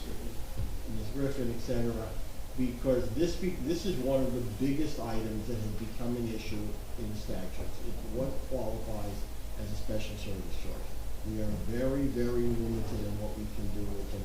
And the fact that somebody has to go out and generate hundreds and hundreds of emails, I would be happy in the executive session to make a separate recommendation regarding same. But in terms of special services charges, I think, and we provided this opinion to Mr. Cannon, that the Hoboken ordinance is duplicative of state law, and other than it's going to get general code, a couple of extra bucks to codifying it is a waste of your time.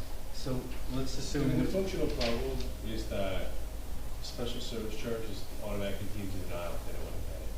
So like, it's not theoretical, right? So there was a guy named Fatimi Owo who requested all of the basically police complaints for years from the police department from all of Monmouth County. And we're going to sit here, and later tonight we're going to talk about the case because he's entitled to those records. You know, we got an opinion from the Chiefs Association that in the prosecutor's office that we should impose a special service charge. And so all 53 towns in Monmouth County impose a special service charge, and Mr. Owo is currently collecting legal fees from all of them. He is an attorney, and he's a professional requester. And so the issue is that, you know, the special service charge might work for, people that are doing it for, nefarious reasons or things like that. But it's like baiting the trap for professional requesters. That's the issue. Professional requester, not even going to respond, not even going to ask you, oh, that seems high. They're just going to file the complaint, and then you're done. For those of you who like to read cases, which we unfortunately have to, you might want to take a look at the Gannett News versus Borough of Raritan case, which I believe Raritan at one point had a legal fee obligation in excess of $500,000 over a search that they charged a special service fee for and got hit multiple times. Yeah, I don't know I can't speak for Hoboken, but I don't know why. I don't know why they believe that's the way to control it. It's probably one of the most dangerous ways to control it. It's not, not that it would be effective, but you're gonna lose some of those. It's gonna cost them. As I said, I didn't appreciate the practical realities. There's a state statute allowing us to do it. It seemed like an obvious request, but I'll withdraw that. The problem with the issue is the professional development. Got it. Like it won't, it'll do what you say probably for the ordinary person who's just very angry at the town, but it's not going to, like the professionals are just gonna, oh great, they passed an ordinance. They're gonna send it. Let's test it. Yeah, let's test it. Exactly. I withdraw the request amendment.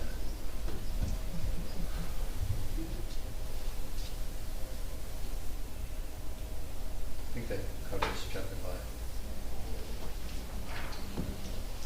With that, Mr. Mayor, I believe my part of the meeting is. Yeah, I guess the question, Dominic isn't going to join us for the employee handbook, social media, or volunteer policy. Is he? We've got Matt here. So, yes. I will advise him. Thank you. Thank you. What?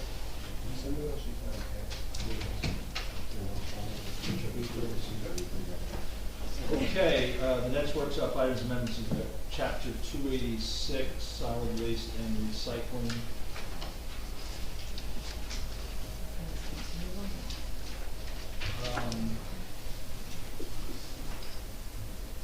Mr. Mayor, would you like me to lead this? Well, I think this might actually, for Councilor Bernstein and I thought I was gonna get out. That's what he thought he was getting at. well, the primary, I guess there's just two questions on this. The primary is, it basically says, you know, to have a periodic review of schedule. The secondary is, again, advice or approval of the council. I would view this as an administrative area, Public Works, and I think it's our BA who has the responsibility, and ultimately myself with the BA and that department head. So I guess the question is, should we, I don't think, well, the question is this change legitimate or is it even around the possibility? I will admit, Mr. Mayor, I've not seen the ordinance, so I can't answer that piece of the question. Because it kind of, in my mind, goes with the vein of, is it administrative responsibility versus a legislative, council responsibility? Mr. Bernstein, perhaps a minute of background on this, because there is as the mayor asked me last time, what are we trying to fix? I do think there's something that we could try to fix as a council here. Seems like ages ago, but it was probably 3 or 4 months ago, the issue came up about who was responsible for changing our recycling pickup schedule, which clearly in and of itself is an administrative function, as I would say that is true. But like many functions that the council sets the rules and then the administration enforces those rules, whether it be code enforcement, whether it be the police monitoring, the height of tents on the beach, the council sets the basic rules. So my question, again, for workshop discussion was, we had some awkwardness a number of months ago where there was a little misunderstanding, and we changed recycling. We changed the recycling pickups from what was once a week to every other week. Many residents were upset, others probably didn't even notice, but there was a very large outcry from the residents that, hey, why weren't we informed? And the mayor did his best. He had a town hall, and he attempted to explain that some changes had been made. He wasn't aware. He was going to look into it. All along, the council wasn't even able to join that town hall because we didn't notice the residents in time. All along, my feeling at that time was, boy, this feels like something that's important enough to the residents. Not the specifics, not Thursdays at 4 o'clock, but just this notion of, if we're going to change the pickup schedules that the mayor and the BA and the DPW supervisor, they create a schedule. That's, I would say, council reviews that, approves it, we're done. On the other hand, if they want to change that schedule, it feels to me that once again, that's a significant enough issue for the borough that I think the borough is better served by having 5 minds weigh in rather than 1. So that was, and the only wording I've suggested is that the council would approve changes to pickup schedules. Councilman, let me take this one.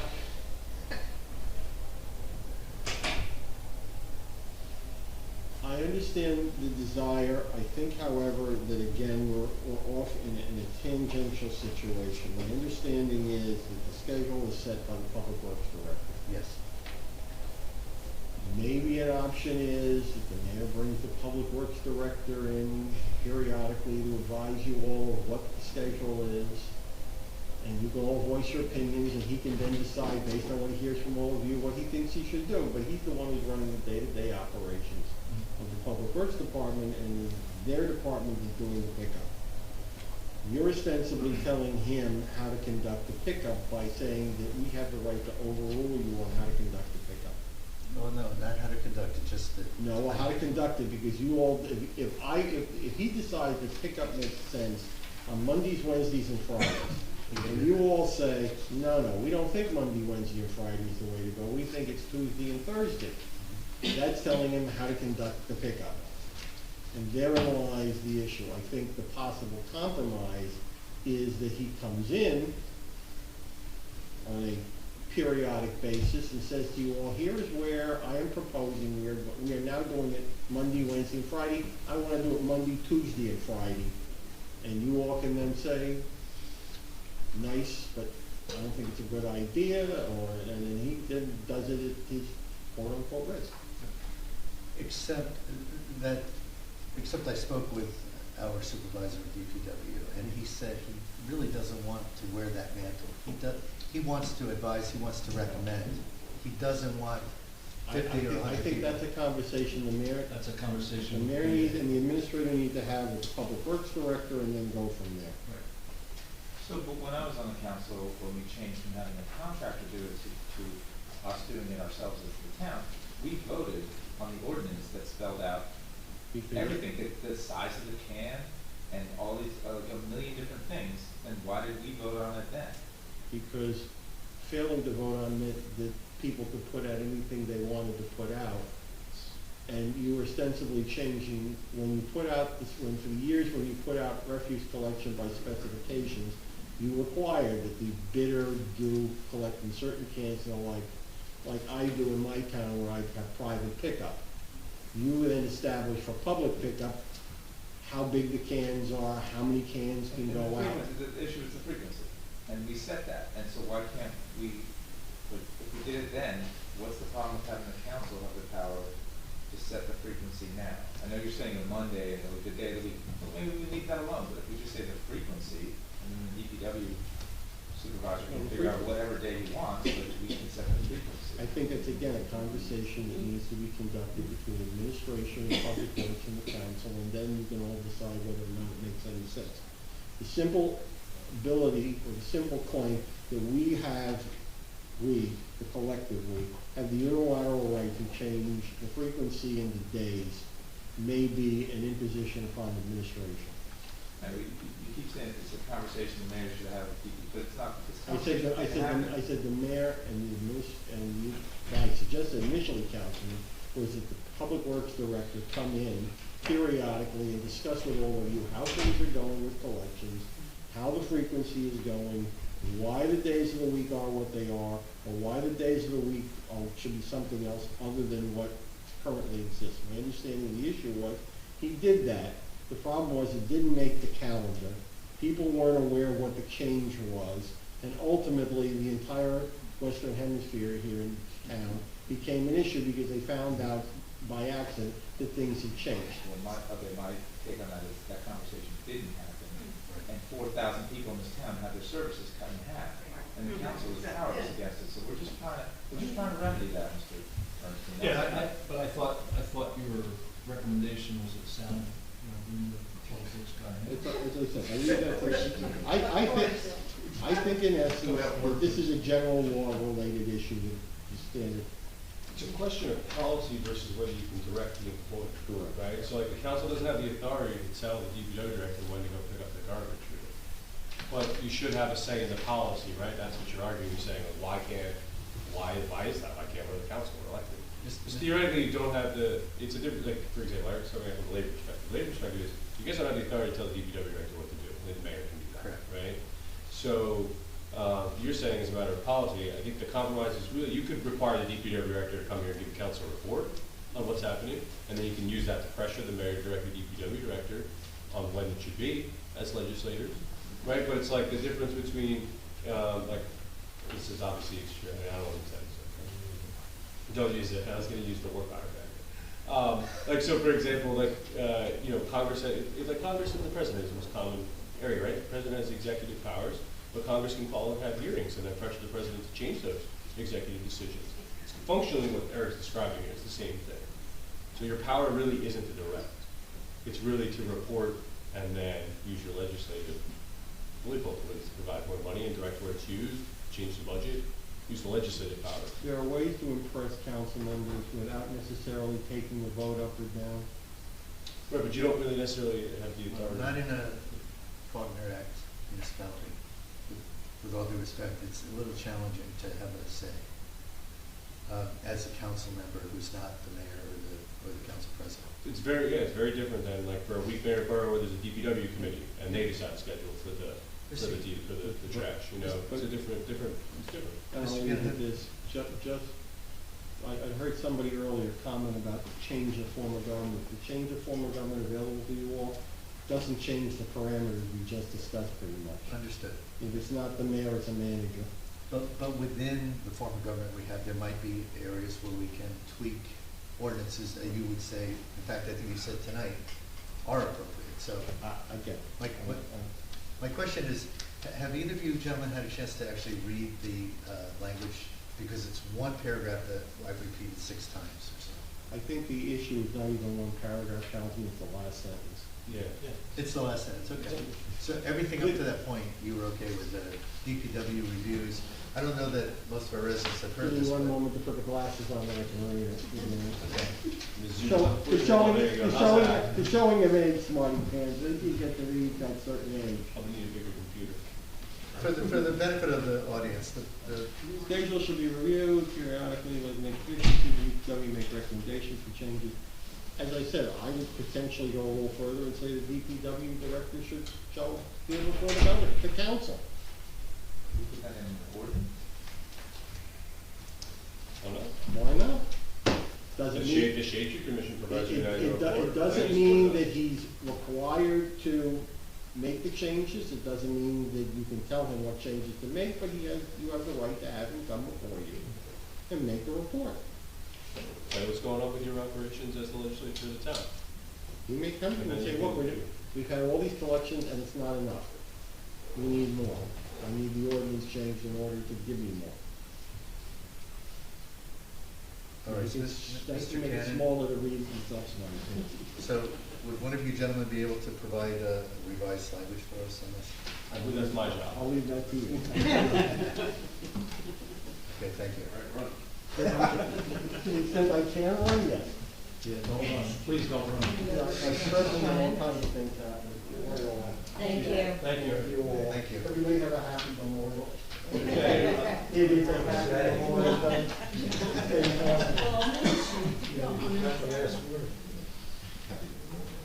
So let's go to the next workshop item, which is employee handbook, social media policy. Actually, the next 2 are really in response to getting into some conformance, limiting our liability and letting people know kind of the rules of the road. We basically on the employee handbook taken the recommendation of the JIF, our joint insurance fund, and putting that in place. And then the secondary is the volunteer social media policy, which helps our volunteers understand kind of those rules of the road. We reviewed this, I guess about a month ago, in an executive session. I don't know if there's any more commentary you all want to. I have commentary. Yeah. A month ago, this was a 2-page document. Yesterday, it was a 2-page document, and as of noon, today is a 7-page document. This is the employee handbook. This hasn't changed. This is the social media. So, this says social media policy, this is 7 pages. No, but this is part of the employee handbook. So which are we talking about?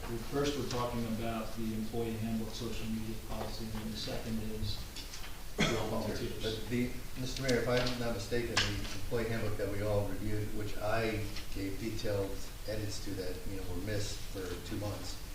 But that had about 3 paragraphs of social media policy. This is 7 pages of social media policy, so clearly this is not what we reviewed 2 months ago. No, we provided with the JIF, this is basically with the JIF. No, This is the JIF document. Mr. Mayor, you had that, and a few other, the VA had that, and our communications consultant had that. In that call, the rest of us realized we didn't have what you were all referring to. Remember, there were 3 different documents? Subsequently got that, did you not? No, I never got this until today at 3:26 p.m. The only difference, I think, between the JIF document and this is we put our logo on the top, so. Do we want to just table this one? Yes. We can. Definitely. Make a motion to table the discussion on the employee handbook, Second. social media policy. Mr. Bennett? Yes. Mr. Gubatose? I would definitely like to give this appropriate time, so yes. Mr. Sexton? Yes. Mr. Weber? Yes. Mayor Fox? Yes. Okay, volunteer social media policy, any conversation on that? Again, I shared a lot of my comments with the attorney who's working on this. And I know he sent a note saying there was an update that took into account a lot of my comments, and I thought I printed that out, and maybe I printed the wrong thing, because when I printed, Erica, it was one that you just voted an hour or two before the meeting, I couldn't see the differences. It looked very similar to the one I had concerns with. But I'll say, but I have reviewed this off and on for a few months, and my largest concerns with the last version I saw, if there's a newer one, I just might not have seen it. It's worded very sternly and it's a volunteer, social media policy, very stern wording. You can be penalized, you can be fined, you can be incarcerated. I mean, it's pretty intense. I was thinking if I was a volunteer, I wouldn't be volunteering much longer. It also, it clearly someone's plagiarized elements of the wording from an employee handbook, because a lot of the wording says, as a volunteer, you are responsible. If you are concerned with something that somebody is posting, tell your supervisor. Tell your supervisor, okay, is that your senior volunteer? It said you cannot post during volunteer hours, but you basically can post after volunteer hours. There's a lot of wording like that that struck me as being an employee handbook. You cannot post during employee hours, but basically you can post after employee hours. And I actually took the time to redraft this using a lot of our attorneys and our consultants' guidance. Used almost all their words, but I made an effort to restructure it so it was less onerous, less intimidating, but still said, you can't use pornography, you can't libel people, you can't slander. I mean, a lot of things that I think a typical volunteer would agree to. But it was, and I also suggested wording that says, hey, be aware, whether you're doing this on your own Facebook or whether you're doing this on borough Facebook or whatever, borough social media, you could be at risk. So I tried to change the wording around not to soften it, but to sound less intimidating, but still educate our volunteers. And our attorney wrote back to me just recently, yesterday or today, and said, he's incorporated a lot of my changes, but what I looked at didn't have those changes in it. So my concern is, I think if any volunteer in this audience, any volunteer on YouTube, or any volunteer who sees this one day as it's currently drafted, nowhere in here, and I put it in my version, but nowhere in this draft does it say, in no event is anything we're saying here preempting your First Amendment rights. And I think that, to me, that should be the very first statement in this policy. So I do have concerns with this. I don't, if there is a very current update that looks a lot more like my version, I'd be very willing to review it, but I did not get that before the meeting. My concern is that it simply alludes to the fact that the local government is now going to have control over your personal emails. Personal social media. Personal social media. Yep, it definitely does.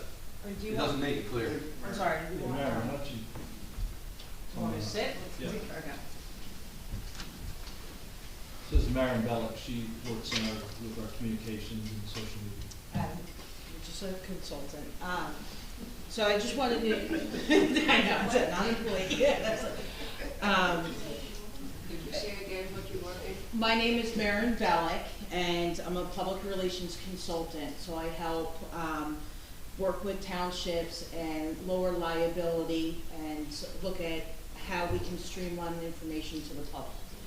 So I try to make sure that all the information that residents want is accurate and streamlined, so we can make sure all the information is correct.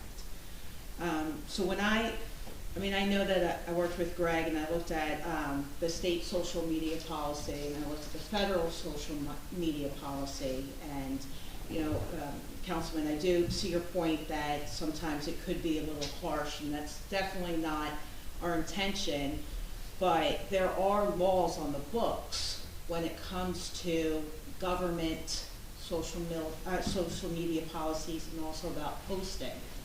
So when you say, First Amendment right, you have to be mindful that, and Greg, I don't want to, when someone says, so I'll say an example, if I was a fire chief, so I'm a volunteer firefighter, not chief, and I went on to my social media page and I said, I love Betsy Ross. I think that she should be the next council president. She has my vote, Chief Bellick. That is something that's illegal. I'm using my position to basically clout judgment of the public's perception. So I know when you say First Amendment, but I can't use my volunteer hours or my title to essentially persuade residents and say, well, the chief is definitely on our side, but we need to back them up. So there is a fine line of, your First Amendment right. Could I say, I support this person for council, Marin? Absolutely. But when you start using your position that you're volunteering for, it clouts judgment and perception. And that's definitely something that we want to steer away, because we don't want lawsuits, we don't want anyone to, say, well, I voted for this person because I thought they had an endorsement, and people get, election fraud and upset. So that's really what the intention is trying to educate residents, educate volunteers, because there's a lot of rules that a lot of people aren't aware of, such as if I started another social media page as, I was a crossing guard. Crossing guards at Bradley Beach. I'm essentially creating another government document that is now operable. It's tied to my personal account. I cannot delete content. I'm now putting liability and putting the town essentially at a lawsuit. If someone says, I want to know all the comments on that crossing guards page, they can get that through Oprah. So now the town doesn't know who's running this, who's the passwords and stuff, and now we have almost, chaos trying to rear everyone in. So that's really what the intention is for that, and that's why we essentially mimicked what the feds do, what the state does, because there are serious penalties for someone that says, I am the chief of police or I am the fire chief and I want to do it. So I understand where you say that it could be kinder, but there's harsh ramifications for someone that thinks that they're doing innocent that can cost the taxpayers a lot of money. Right? Yeah, you put it another way, you still want the official outlets of the borough not wading into certain topics, like politics and things like that. So-and-so is who's the fire chief, wants to go on his personal Facebook account, say vote for John Smith, he's more than welcome to do that. Right. But he can't be the Bradley Beach fire chief endorses this person for office. Right, he can be Tom. No argument with that. So, an earlier version of this explained all the things that you can't do, and most of them are just illegal anyway, so all these terrible things you can't do. But an earlier version of this did say exactly what Councilman Gutierrez was talking about, that, notwithstanding, all these things that you can't do, we don't want to, literally use the word First Amendment, so we don't want to infringe on anybody's First Amendment. Like, you just gave the example of what you can't do. The chief can't identify himself as the chief and say, vote for whomever. But the chief could just make a post that is his own and doesn't identify himself as the chief and say, I think this person's a great person, and they should run for council. So I feel an earlier version of this had that, it made it clear that this is what you can do. because, you know, we have talked about this in, you know, where, Right. you know, there, and I thought we agreed, people, in certain cases, they don't have to temper their speech just because they're a volunteer for the town. And I think we agreed to that, and this doesn't, that's gone from this, so that's, Right, and I'm sorry, I don't know the exact one that you have in front of you. I'm just cautious when you say First Amendment right. I understand you know, I understand that many people do know, but some people say, well, I'm the police chief and I have the right to say whatever I want. It's misconstrued. So when you say something like that and you don't define it and say this case, it's a very powerful statement. So I guess that's my point. And to follow up on that point, and you were very good, and I appreciate your effort in explaining this very same issue to us in executive session. In the draft that I've last seen, so again, if there's a very recent one, I might have missed it. Nowhere in here do I think we make that distinction clear. So the very distinction you're describing, I looked for that, and it wasn't here. I wrote, and I shared this with you, I don't know if you had a chance to review my No, version. I did, but I wasn't the one that wrote the policy, so Oh. then that's why it went to, I believe. But just quoting, I don't think there's, Okay. if you can find it in this draft, please identify for it. But I don't think anywhere in this draft do we say, if you identify yourself as a volunteer, these rules apply. But otherwise, you can speak more freely if you don't identify yourself. So exactly what you're saying, I wrote, volunteer guidelines for independent or personal social media sites. My very first sentence, when a volunteer identifies themselves as a volunteer member of a specific Bradley Beach volunteer organization when making a social media post to an independent or personal social media account, such as not limited to Facebook, Twitter, and I took that wording from your guys' draft, the volunteer must, and then I gave all these rules. But it starts by saying when they identify themselves as a Bradley Beach volunteer. The current draft, as I've seen, it's saying you got to do all these things, but it reads like if you're a volunteer, whether you're identifying yourself or not, it's like, That was my point. yeah, you do all these things. And then there's wording in here that says, volunteers should strive to ensure their social media posts are respectful. They're talking about all social media posts, right? Fair and courteous to fellow coworkers and the public, and avoid inappropriate postings. I thought that was in and of itself fine. I used that language in my draft. The Borough of Bradley Beach encourages the free flow of ideas and commentary, but also reserves the right to delete unacceptable posts and content. In addition, postings that violate the Borough of Bradley Beach's policies, such as anti-discrimination and anti-harassment policies, will not be tolerated and may subject you to disciplinary action up to and including termination as a volunteer for the borough. Now, my first question was, who judges what's acceptable or unacceptable? And I believe I had this conversation with you. So it's the sense, what I was recommending as a consultant, I believe Dominic, is that we mimicked what works for the feds, we mimic what works for the state. So, I could see, saying that, all right, we're gonna make it work for the town, because you are held to those standards. I mean, if you were, you can't say, you put every, exception, say, all right, well, in this case, if you said you didn't like them, then that's all right. You hold the volunteers almost essentially, you don't recreate the wheel, the same as a disciplinary action for an employee. So if I had a volunteer that was on the recreation page saying, Bobby's dumb, he messed up all the soccer team thing, I would say, you're not holding the standards of what we want our volunteers. You're harassing them on a public forum. That would be the same as you're doing as an employee. Do you understand what I'm trying to? I think we need to be clearer. When you speak it, a lot of what you say I 100% agree with, and I tried to incorporate what I'm hearing you say into my version, because this version to me is not clear. For example, the current version says volunteers are prohibited from accessing social media sites, such as but not limited to Twitter, Facebook, etc., during volunteer hours.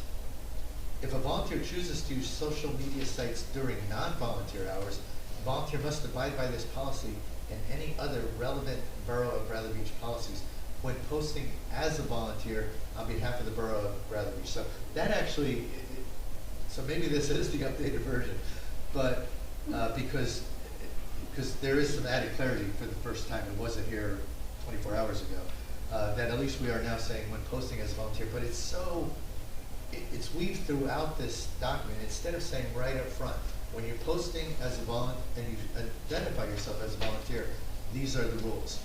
When you're a regular resident not identifying yourself as a volunteer, you know, be aware you could get in hot water for other reasons. Right. But I think we just need to be much clearer. And I mean, I think that's why I took a step further, and that's why I met with the volunteers and actually did a social media training. My intention is to not really, mitigate, say, you gotta do this, you gotta do that. It's basically to help. I don't want anyone to get in trouble, and I certainly don't want lawsuits for the town and tax dollars to go up. Yeah. And it's an education. I've been doing this for over 20 years. So I'm like, all right, you can do that, you can't. I see a lot of people that they have good intentions and they didn't know that that wasn't allowed. So that's why it's very difficult to put it in scripture and put it in the policy. That's why I train them and I talk to them, so then people are more aware.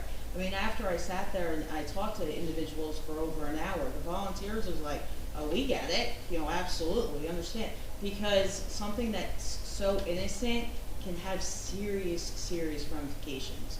So if I had volunteers and we were discussing, the implementation of planning of an event, and we didn't know how much we were charging, so we were going, and then I have a kid that's like, oh, totally don't go here, they're gonna charge $500. They then essentially, that's saying, as an employee, if they were in a meeting, they took content that they were privy to during those hours and they just released it. No, understood. So it works for an employee, and in that content, that's how you're saying, during those volunteer hours. Well, again, I know this is just a workshop.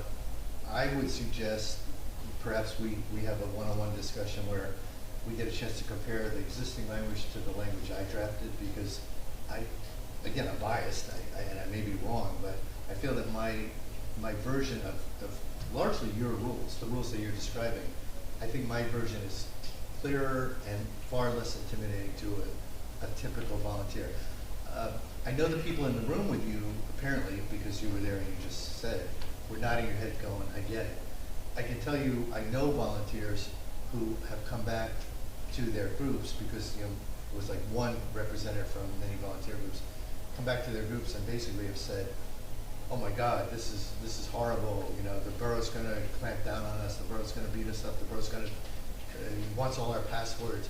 And they're coming to me as a council person saying, what the heck's going on? I'm like, okay, now that is the game of telephone.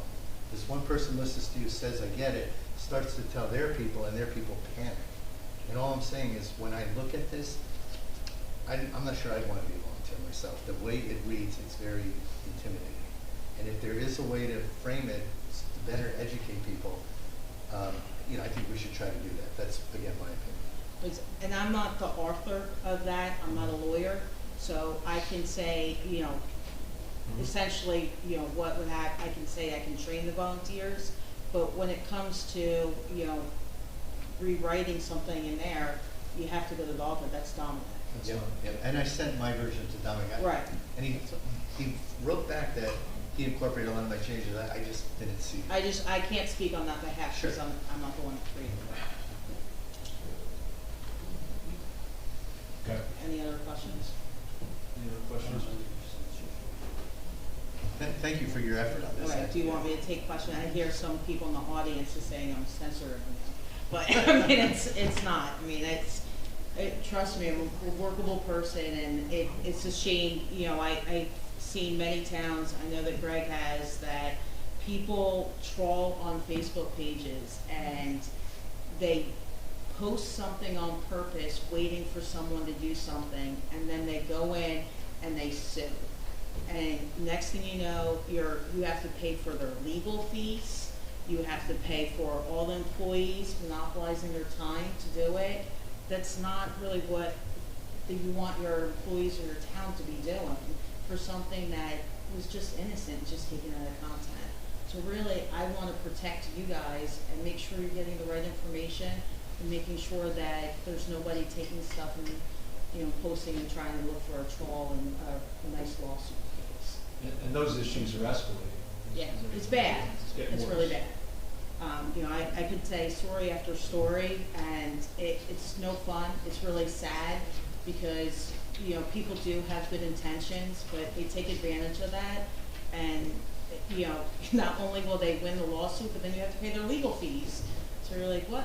So that's really all that what I'm trying to do. Okay? All right, we'll get a final readout from Dominic. He's really the person who should be guiding us legally on this. Right, and I can't say legally, Yeah. I can just say. I understand. Okay. I do appreciate it. Thank you. Okay, last item is beach yoga. Thanks, Mary. Thank you. So, So, an application was made by Safeway Out and a group of other nonprofits to conduct beach yoga on the beach again this summer as we did last year. The application was made to the Recreation Department, which denied them their request. Basically because they thought that the number of dates that they were requesting was excessive. Per our ordinance, the applicant has the right to appeal to the council to have their case heard, and so that's why we're workshopping this evening. Kara is here representing Safely Out. Do you want me to speak to it then? I was gonna say, do you wanna speak to your proposal real fast, and we can? Do you want me to get up there, or am I allowed to? Yep. Yes, please. Okay. Hi, everyone. So I'm here representing Safeway Out, the Friends of the Bradley Beach Library, the Bradley Beach Food Pantry, the Bradley Beach Elementary School PTA. I think that's all it. Ohana Rising. We decided to, because I've been running beach yoga just for Safeway Out, and we did about $10,000 our first summer just in donations, and then the next summer I realized that we were encroaching on the amount of money and donations that other organizations in town were making, and that wasn't fair. And I also realized, as many of you know, that there's a lot of miscommunication in town. They're like, there's yoga here, there's this there, there's whatever, so I decided to organize everybody, have a central location to have beach yoga. DPW or somebody in town made it so now it's accessible to people on wheelchairs now too at the McCabe Ave entrance. There's currently no other beach yogas in the middle of the town where we're proposing the beach yoga be at. The beach yoga is before badges are required on the beach or after badges are required. As per the new fee schedule that was put out, there's an asterisk that says we can put out a letter asking mayor and council to approve the more dates that we have. And the reason why we have more dates is because a lot of times stuff gets rained out. We have people coming in, residents and tourists coming, so we want to make sure that everyone can experience all of this. And we want McCabe Ave Beach Yoga to be the place that if you want to give back to the community and support the community programs, you can go to McCabe Ave Beach Yoga and do that. But also to make it accessible to everyone, there is no fee required to attend. We do encourage cash donations, which would then be split evenly between all of the organizations. We just felt like this was the best way to consolidate all of our efforts and work together to build everybody up at the same time. So, yeah, that's about it. If anyone has any questions, ask me. I had a quick question. Yeah. You mentioned, and I appreciate you saying it, that the yoga activity would occur either before Yes. beach access and or after. Yeah, so we have 7 a.m. to 8 a.m. So that gives about an hour of leeway before the badge checkers come on at 9 a.m. And that's also prior to any payment is required on the east side of Ocean Ave. And then also our evening hours, they vary with the sunset, so it's another way to highlight the beauty of our town, having the sunset beach yoga. But again, those are all gonna be after the times that badges are required. And also we discourage like going into the ocean or anything, because we don't wanna have to deal with anything like that as well. And in previous years, we have been approved for this permit just for Safeway Out, and we have put the town on our insurance and everything, and we haven't had any issues. And are you anticipating a similar volume of activity relative to prior years, or are you quadrupling the number? We're expecting around the same amount. I think last year we saw that there was just kind of, we just created more confusion by having a lot of different beach yogas. I feel like it's gonna be the same amount, about 10 to 30 people per class. A lot of those people, it's not just gonna be like an influx of cars, you know, a lot of people walk, skateboard and stuff, so I don't think it's gonna be like a traffic issue or anything. Do you know how many sessions you held last year? Last year, we did between 5 and 10 per week, because we had AM and PM, and yeah, and that's that was from May, June, July, August, and September. And you think it'd be a similar number of sessions this year, or? Yeah, so we have it written out now that it's going to be Monday through Friday evenings, and then we're going to have morning classes on the weekends. We're not going to have evening Friday, Saturday, or Sunday. We haven't seen a lot of like interest in that in the past. One question I have, and it's kind of a double-edged sword, I think, for you as the organizer. So number one, I applaud you for trying to get all these groups together and kind of share the wealth on these donations. But it also struck me that, you know, you had all these independent groups that would do some form of exercise on the beach. Now that you've organized these groups, 5 or 6 it sounded like, I guess, are others able to join you, or is it possible that we approve this for your 5 organizations and then a 6th organization comes and says, hey, we'd like to do beach yoga separately?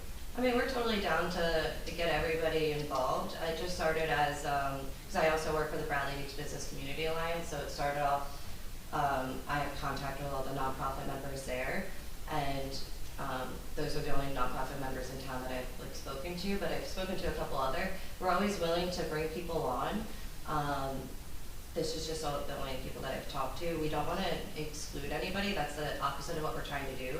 We just want to decentralize everything, because you guys know how difficult it is to get the communications out there. So we wanted to simplify it. Yeah. And in your operations in the past, my last question, I'll sit on another speak. And I know you obviously should be biased in favor of this activity. I think it's a great activity.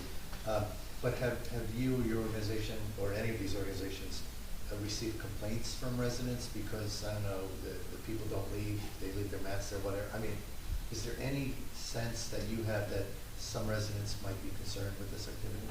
My biggest complaint was that we got people at the wrong one. Like, somebody wanted to go to the library one and they came to Safeway Out. So, like I said before, we're just trying to, any issues that we saw in the past, we remedied with our newest application. Because that's kind of like the issue that we had, that people were confused about where to go. And that's, like, we haven't had anybody complain about people staying or whatever, because people, they zen out and then they go back to their regular life. So you said you weren't doing evenings on Friday, Saturday, and Sunday? I don't believe so. Because this says it's Monday to Friday and the evenings all summer long. Oh, but so it's not Saturday and Sunday. We don't have Saturday and Sunday nights, I believe it is. And, let me double check. So the rec department is holding yoga on the beach. I think they do 3 or 4 classes per week as well. Yeah, either on Second Ave or Newark. Yeah, because I was told that they have something that was approved for Second Ave and for Newark. But these, I believe, are at different times.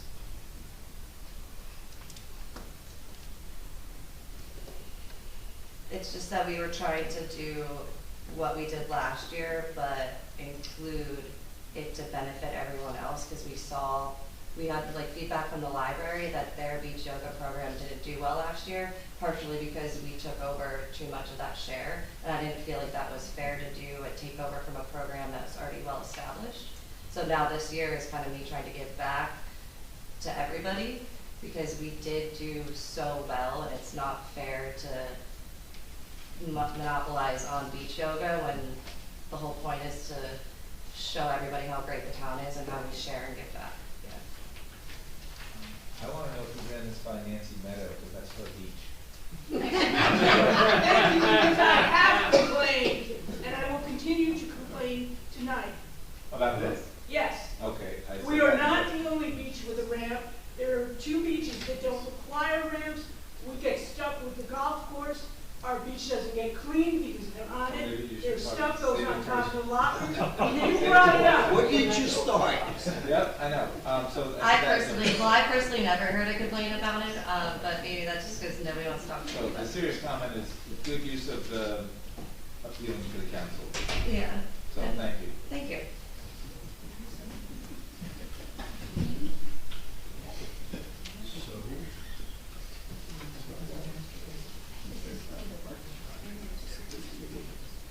So at this point,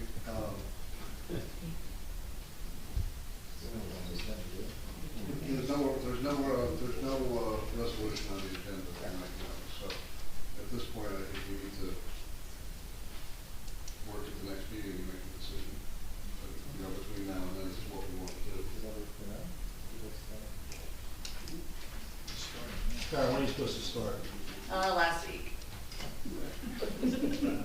Yeah, I wrote a permit for this in October, and I've been getting pushback the whole time, so that's why it's transformed from the Just a Safe Way Out to trying to make it in a whole community-based thing.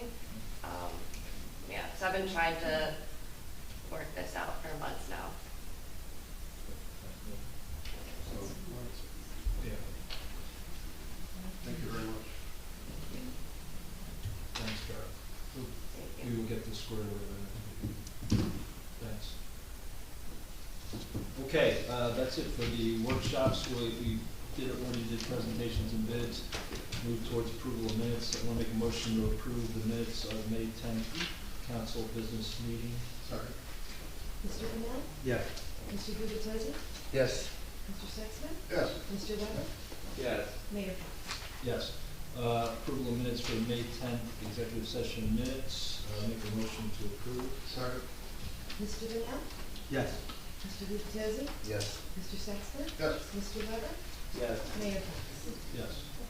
Okay, number 8 on the agenda, public comments, questions for the agenda, 5-minute limit. For participants, please. And just pertaining to the agenda. No one? Yes.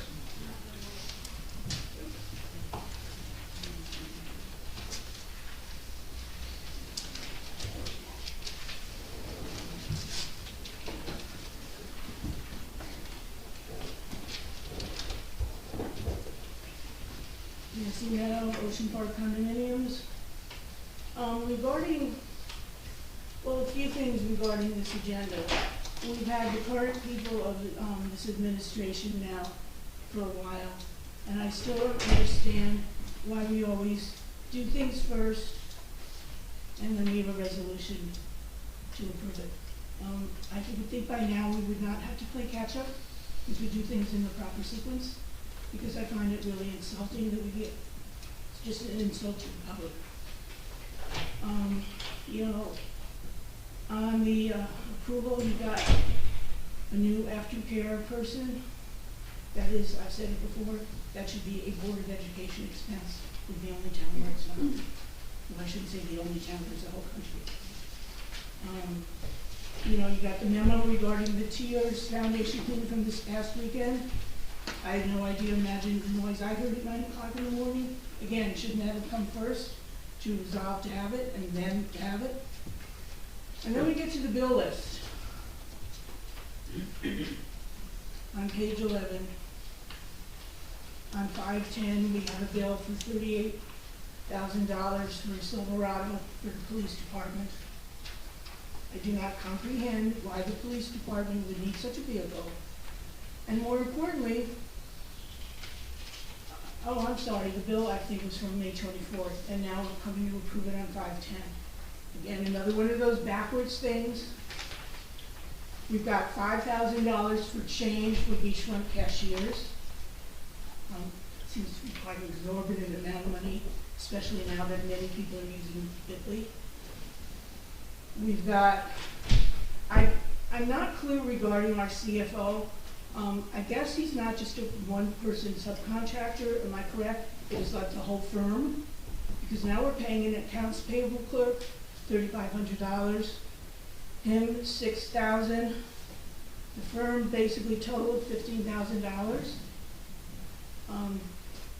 You know, I don't know, is that comparable to what we were paying in the past? It just seems to me that once again, we're using a very dull pencil at a time where we know there are a lot of financial problems here, and I don't know that you are being the proper stewards of our money.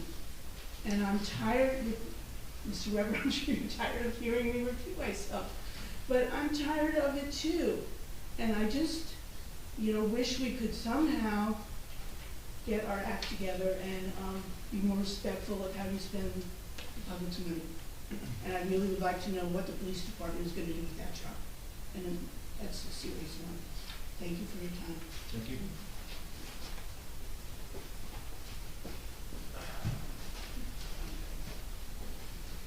Hi, Don Greenberg, 302 Park Place Ave.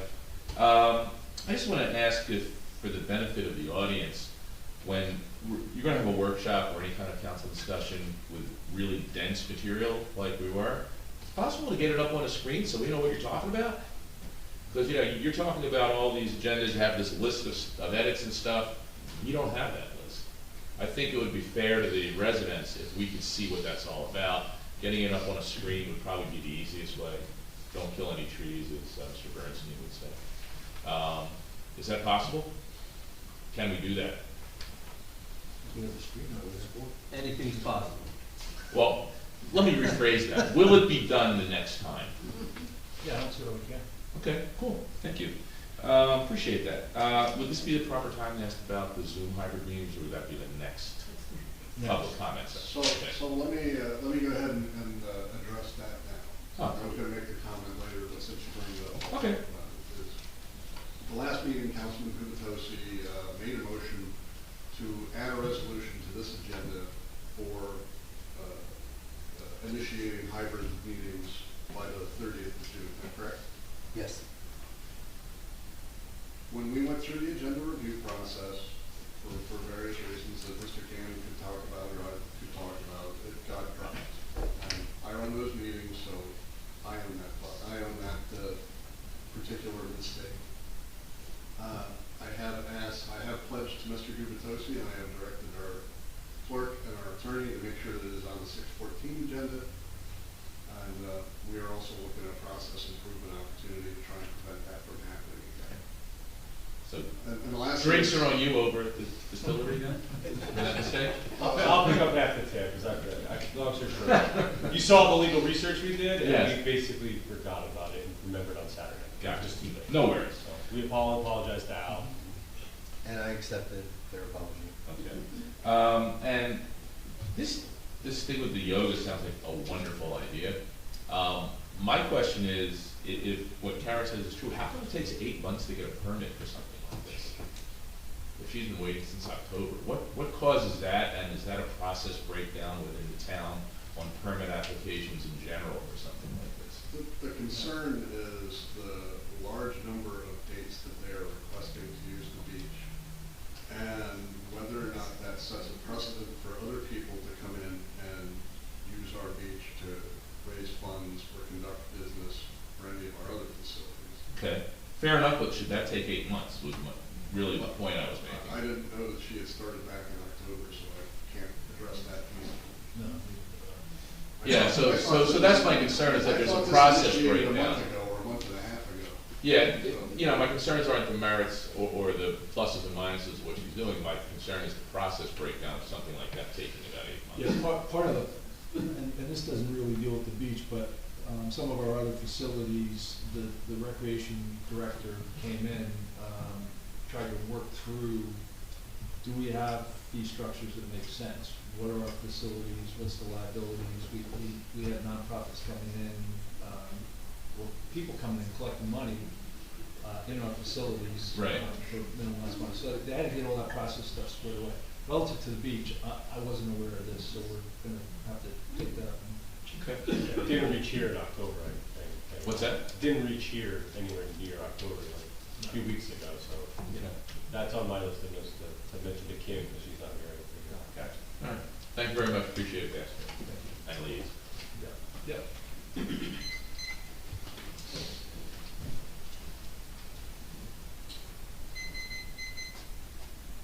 Brigitte McGuire, 610 Brindley. I just followed out the social media consultant because I had a question. I didn't know if I could ask it here at the time. And I wanted to know, since our 2 main group pages, for example, on Facebook are run by residents, what does that mean for someone, a volunteer who wants to post on a page like that? And she said that's pretty much the same exact thing as putting it on your personal Facebook page, as long as you don't announce, like, hi, I'm the volunteer on Shade Tree, and this is what I think.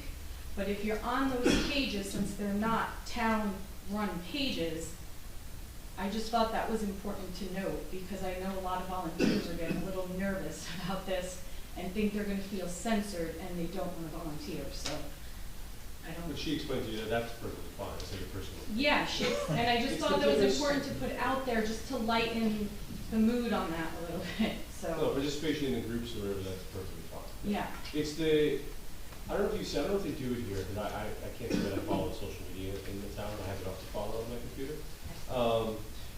So like in my town, I know that the school board members get read the riot act about that sort of ethical and official capacity thing. So anytime any school member from my town posts, it always about on any of like the PTA pages or like, hey, field day today on the parent page, they always put, I'm not posting as a board member, even if they're just asking like, is it field day today? Right. So that's a great little way to just start a comment, just so that. It might be a little extreme, I don't think you have to do It that all the is, time. but for but- someone who's more yeah. afraid but wants to volunteer, I think it's just, A disclaimer these little like things that. are nice to know, so just wanted to share. Thank you. Yes. Thomas J. Cohen, 612 Third Avenue. Mr. Cannon, we're still working on this resolution for the closed session, so I don't see who's going to be there at this meeting. And there's also no address for the potential public property acquisition. So again, we're just trying to work through this so we get it right. Resolution most certainly does say who's gonna be in that meeting.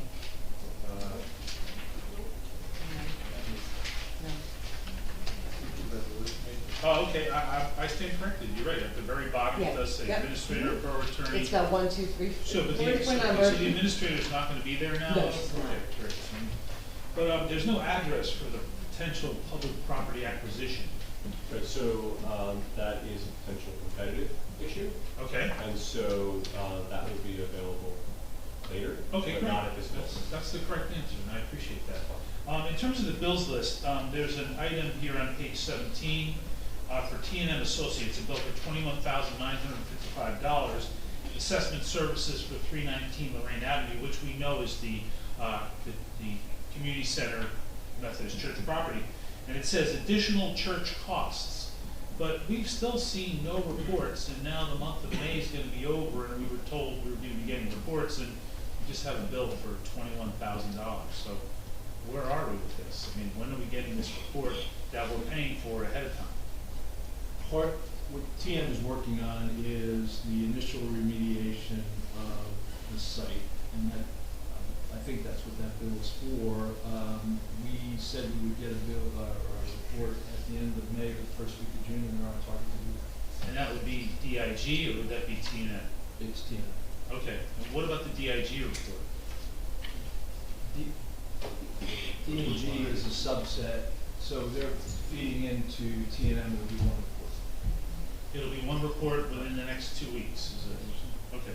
And then on the, this resignation memo, it has someone resigning, but then the person taking their place is doing different jobs. I mean, does this get approved by council? This would be, the person resigning is the recreation director and grants coordinator. The person coming in, and I won't mention the names, is now the full-time recreation director. So the other one doesn't say full-time, it just says recreation director. This one says now full-time recreation coordinator and after-school care director. So is that a whole different job description? No, it's not.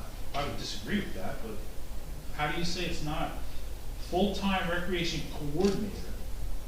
The other one was recreation director, so they're two different things. The person's gonna fulfill the same roles. And is there a new, definition for this new job, or? No. I mean, you can't just say, oh, it's gonna be the same role, when it's a totally different title. I think that should be cleaned up. Mr. Cannon, I hope you would agree with me on that. Well, I mean, it depends on whether it's a cart or the horse, right? So like the person who's doing that job and the new title more accurately describes what they're doing, don't really have anything to fix. But do we even have a definition of what the? Oh, I'm sure Kim does. Pardon? So I'm sure Kim does know what the recreation and after-school care coordinator does. But is there one for the recreation director and one for the recreation coordinator? They're two different things. I would recommend you table it until you can figure out what really it is. That would Well, I mean, be. it's not a decision, so it's not at the table, but I'll ask Kim and we'll put together, figure it out. Okay, and then on the conversation today about these ordinances and things, I'm really happy that Mr. Bernstein helped us figure out that Mr. Cofone was the one who made the decision on the garbage, and we didn't really have to spend money on an investigation because Mr. Bernstein just settled it right now. So I don't know why this wasn't brought out earlier that Mr. Cofone made the decision. But Mr. Bernstein did confirm that. I think we should bring Mr. Cofone in to see, so that the public can really know what happened, because he can tell us. Also on the other conversations about there were some interesting things said, and Mr. Cannon, you said at this moment in time, we do it this way. Well, I'm concerned about the next moment in time, because I experienced the previous moment in time, where I filed suit against the town twice for illegal additions to the agenda. I would prefer if this work was done via ordinance, because I'm worried about the next moment in time when you're not here. So I think all of that, I know Mr. Bernstein disagreed, but I'll continue that a little more later. Thank you very much, Mr. Mayor. Okay, next agenda item is ordinances. First ordinance for introduction is ordinance 2022-3, ordinance amending the borough's revised general ordinances to repeal chapter 217 flood damage prevention and replace it with new chapter 217 flood damage prevention, to adopt flood hazard maps and to create the position of floodplain administrator and to provide for severability and an effective date. So I'll open with council comments on this. Any comments?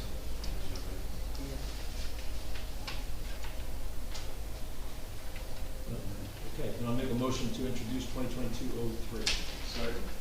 Mr. Vanel? Yes. Mr. Gubatese? Yes. Mr. Sexsmith? Yes. Mr. Weber? Yes. Mayor Fox? Okay, and adoption, we have two ordinances, I believe. The first one is ordinance amending chapter 450 zoning of the borough's revised general ordinance to permit the borough zoning officer to require submission of an as-built survey for certain components. Excuse me, Mr. Mayor, We'll start, could you adjust your mic? It's very hard to hear you. sorry. Okay. So, Let's grab this.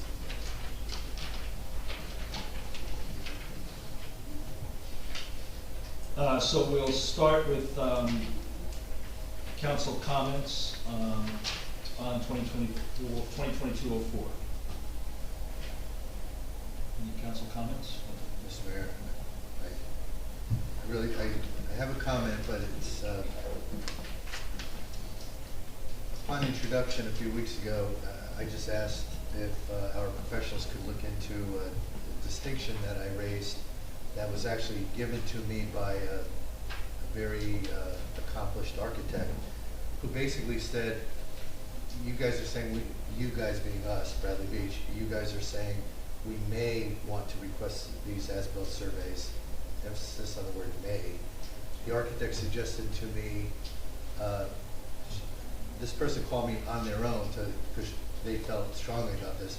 They said, if you say may, you're going to get people being a little more laissez-faire about how they follow building specifications. And that person said, if on the other hand, you require it as part of the process, this person said, as an architect, I can tell you, not only myself, but every other architect I know, we measure it very precisely. We make sure there's no overrun because it's part of the building process. So I simply asked our professionals, and I think between our BA and Mr. Cannon, I don't know if either of you guys discussed this, but I think we were going to maybe talk to our building professionals just to say, should we be a little more strict in this request, or is this wording sufficient?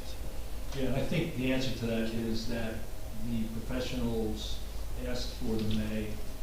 We have CME looking at 450, and that question has been posed to them, as Ms. Humphrey said she would do. So it could, in fact, be amended in the near future, because I think at I want to say the June 28th meeting, CME is going to come in with 450 recommendations, and I think we're going to That's correct. Yeah. So that has been noted as an issue to look at. And my one other question on this, I was always under the impression that anything related to zoning, chapter 450, I thought after we introduced, it had to go to in this case, the land use board for review. And then after they provided their feedback, the council either put it on. Has this been through land use board review? It was, and did go through land use. Yeah, they went through the consistency hearing on the 19th, I believe. One of their suggestions is to consider requiring them for all. I'm sorry? One of the recommendations of land use board was consider requiring surveys for all, in the same line of the professional that you're talking about. Oh, was that a recommendation or? Well, I mean, it's not a binding recommendation, it's something that they said you should look into, consider, I should say. Okay, and was that feedback shared with the council? I might have Yeah, missed it. Erica forwarded it. I just want to forward it. You definitely did. Okay, I missed it then. Okay. And really that ties into the idea that CME is looking at this whole thing right now. So, Mr. Mayor, you're suggesting that if we do adopt, we would have the opportunity to revisit this, especially in light of the. Correct. Okay, thank you. Any other council comments? If not, I'll open it to make a motion to open for public comments for ordinance adoption 2022-04. Sorry. Mr. Vanel? Yes. Mr. Gubatesi? Yes. Mr. Se- Yes. Yeah, he's going to open it up Yeah, now. we're opening. Mr. Sexsmith? Yes. Mr. Weber? Yes. Mayor Fox? Yes. Any comments or questions? Thomas J. Cohen, 612 Third Avenue. Mayor, I must say that the land use board did do a very nice job of breaking down the material. But there's one thing that I think we need to have also, which is a foundation location survey for new construction. Because the whole Councilman construction project on Bradley Boulevard would have never happened had we had the foundation location survey in there. And I believe that should be in there. That would protect the neighbors who are now impacted because the foundation is not within the setbacks. So, but thank you for putting this together. This is long awaited, and I think with that addition, it would be helpful. Thank you.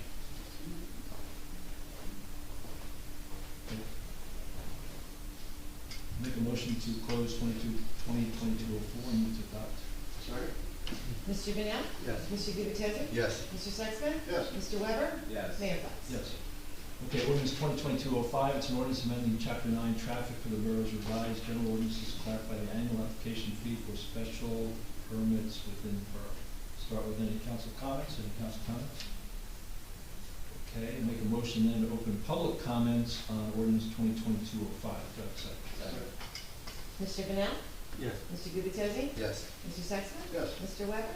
Yes. Mayor Fox? Yes. Yes. Thomas J. Cohen, 612 Third Avenue. Mayor, this ordinance is necessary for people, but it's not really a good utilization of public parking, in my opinion. There is a need for handicap spaces in many neighborhoods, but they should not be privatized. If we took the spaces that are there now painted them blue and put the sign up and made them public spaces. But to see those spaces sit vacant for the whim of the homeowner, I think is really, especially when they live in other jurisdictions. We acknowledge we have a parking problem, but, you know, you're basically discriminating against other handicapped people who now can't park in that spot. So I disagree with the premise of this ordinance and feel that there is a better way to do it. Thank you. Good. Any other comments? No comments? If not, I'll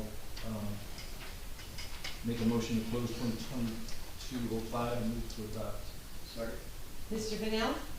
Yes. Mr. Gubatose? Yes. Mr. Sexton? Yes. Mr. Weber? Yes. Mayor Fox? Yes. Okay, thank you. Okay, communications, there's 5 letters of communication, the summer cashiers and gate guards employee salary memo, 2022 summer lifeguard employee salary memo, 2022 seasonal DPW employee salary memo, 2022 class 1 and class 2 special law enforcement salary memo, and the employee resignation memo, DPW and recreation grants board. Can I ask a question about the last one? Mr. Sure. Since it was just brought up. Is the new person gonna be dealing with grants as well, or is it just a separate, is that like a separate job title that, Well, that person will be dealing with grants, yeah. does that mean we'll be looking to hire a grants person? We're talking about what's the best approach for it. Okay. Okay, resolutions, we have a consent agenda resolution, it's fairly extensive. We have 2022, 142, the bill list for May 24th.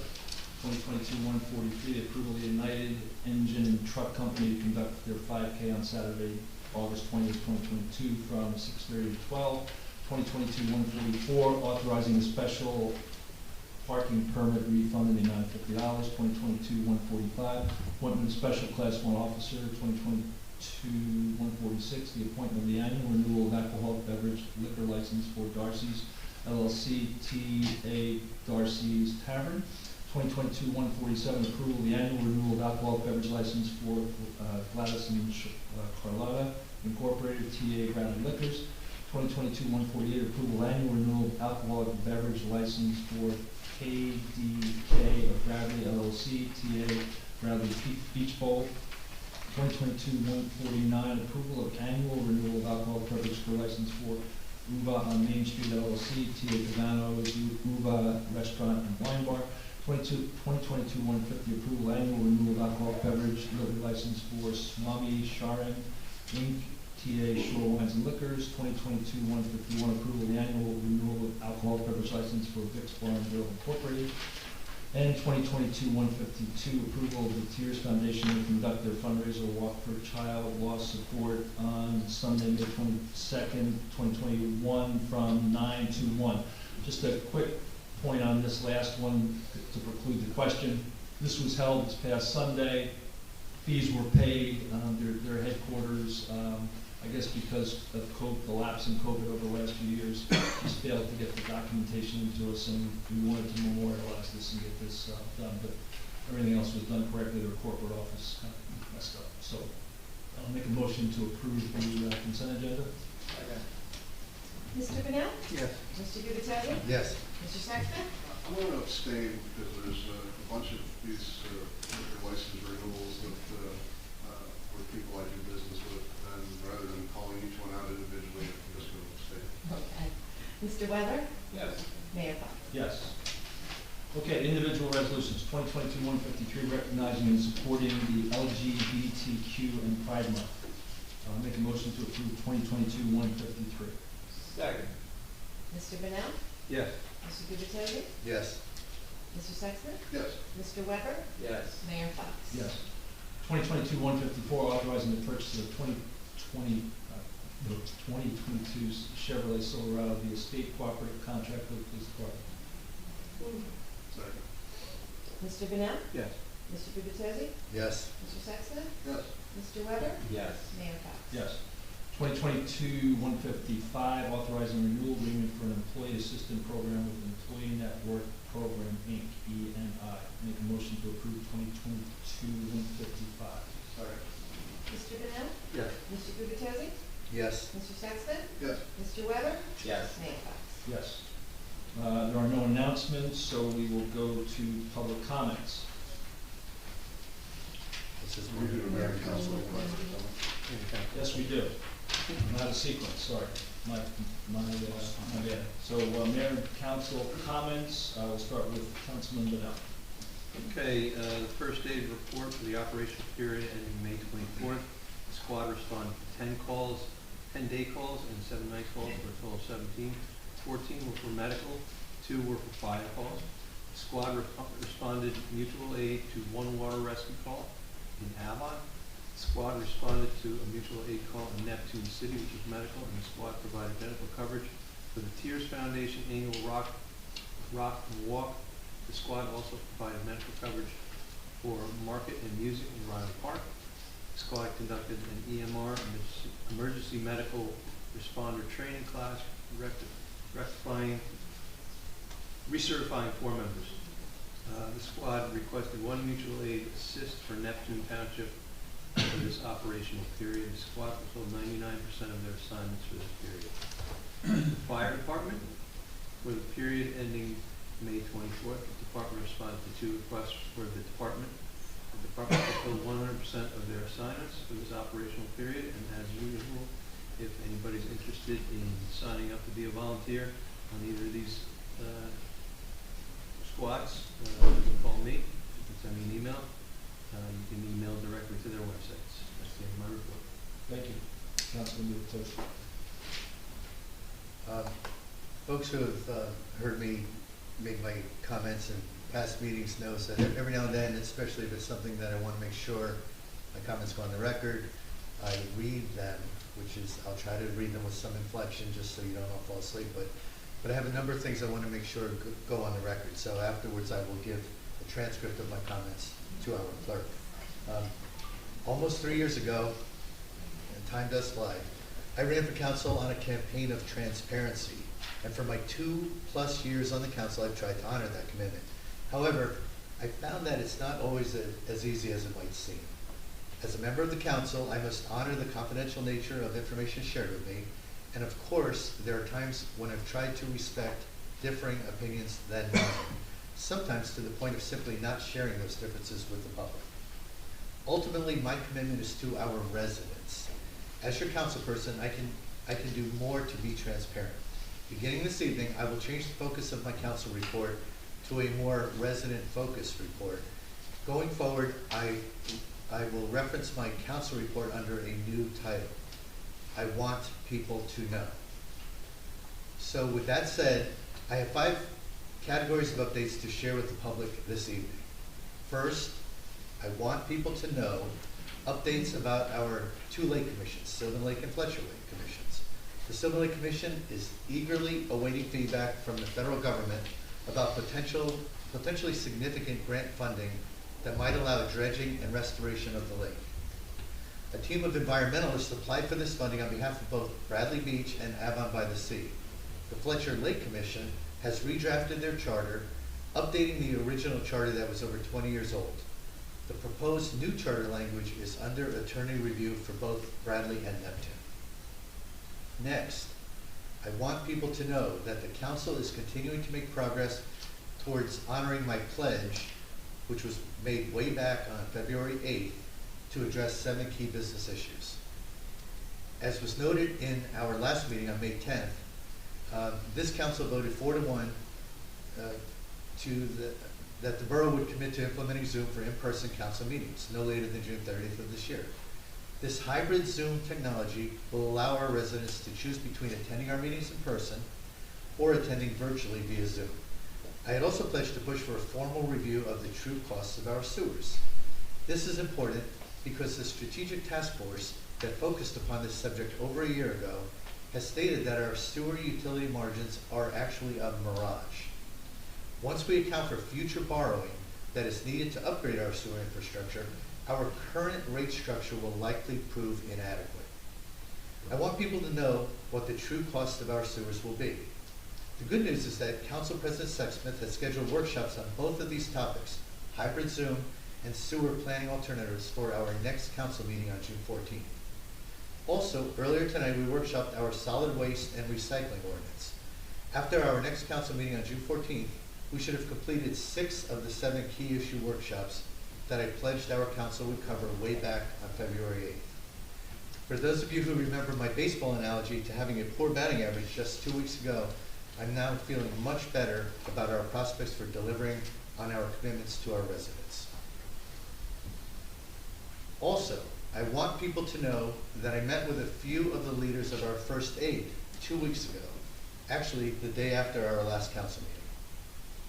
On May 11th, a group of our first aid department leaders asked me if I could meet with them to listen to concerns they've expressed regarding the shared services agreement that has been proposed between Bradley Beach and Neptune. In this agreement, we would pay a fee to utilize Neptune's EMS resources for primary first aid coverage on weekdays, and our own volunteer first aid for evenings and weekends. As a council person serving all of Bradley Beach, I felt it was my responsibility to meet with the leadership of this volunteer organization that has served Bradley for over 85 years. In fact, the discussion brought to light numerous aspects of our EMS operations that I didn't previously understand or appreciate. I am encouraging our first aid group to continue to work with Council President Sexsmith to make sure that the full council understands all of the data that is available relative to call volume, responsiveness, etc., in order to assure that we can make an educated decision as to next steps. Importantly, I want people to know that Bradley Beach has a serial Oprah requester. We mentioned this in our workshop that began at 6 p.m. today, and our attorney actually mentioned that every town has one. The Open Public Records Act, OPRA, allows the public to access public records by simply filling out a form and making a request for documents, emails, handwritten notes, text messages, etc., on virtually any topic related to the public. This provides a critical right for the public, and there are clear rules that all of the council must follow to respond to these requests. Unfortunately, there are individuals that from time to time try to manipulate the process. Sometimes these individuals, often referred to as serial Oprah requesters, systematically file Oprah requests spanning many municipalities, typically looking for opportunities to sue municipalities for non-compliance with laws or for errors made. Any given request could include all emails related to a specific topic, potentially spanning multiple years. And many requests can be made in a day. It can be made in a day or over a few weeks. So the serial requester can continue to make multiple requests even in one day. What's important to know for our residents is that we, Bradley Beach, have an active serial Oprah requester to contend with. For starters, this person is anonymous, using a fake Gmail account through which to submit Oprah requests. This is allowable under the law, but I would have much greater respect for someone who is not hiding behind an alias. 2, this person is burdening council members and our borough clerk by making requests from at least four of our council members. I know this because I Oprah'd the Oprah-er. These requests consume many hours to gather and compile documentation. I personally have spent close to 4 hours compiling information from earlier requests, and I have 3 more requests that I must still respond to. 3, this person is costing the borough a lot of money. We respond to an Oprah request by sending all documents to our clerk. Our clerk must then share this documentation with the borough's Oprah attorney, who reviews each document for possible redactions of confidential information. Each review by our attorney could span hundreds of pages. The borough has already received 12 Oprah requests over the last 6 months from this individual. It is likely that legal fees for reviewing the borough's responses total thousands of dollars. And 4th, I would say this person is not very nice. This serial Oprah requester has already chastised our clerk for tardiness in providing responses. This was documented in the data I received. The delays for which were my fault. And this person implied potential legal action against the borough by naming an Oprah attorney that they've contacted. This person or persons also filed a harassing Oprah request, in my words, against Councilman Bonnell, because Councilman Bonnell sent an email directly to this Gmail account. And in response, this person opened Councilman Bonnell for everything he had communicated in regards to this fake Gmail account, how it's being utilized. Finally, this person filed an Oprah request against me to learn about my communications with our first aid department leaders, literally within 3 hours of me completing my meeting with our EMS. I'm told that there is a risk in calling out the serial Oprah requester, as I'm doing now. Perhaps this Gmail account will continue to bombard me and our clerk with new Oprah requests. Perhaps they will cost the borough thousands of dollars more as we move forward with attorney reviews. What's important to me is one thing. I want people to know. As a PS to this story, I also want people to know that in the most recent version of our borough's 2022 budget, our budget for legal fees is increasing from $100,000 to $250,000. Finally, I want people to know that we fired the auditor who completed our 2020 audit.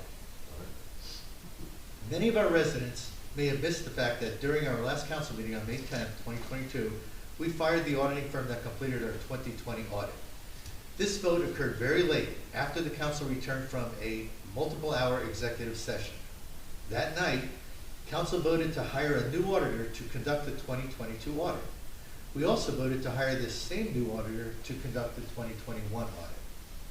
What most people may not realize is that our council had already made a commitment to hire the audit firm of Walcott's LLC to conduct our 2021 audit, which we documented in a resolution that we passed in January of 2021. In my opinion, the Borough of Bradley Beach reneged on this commitment.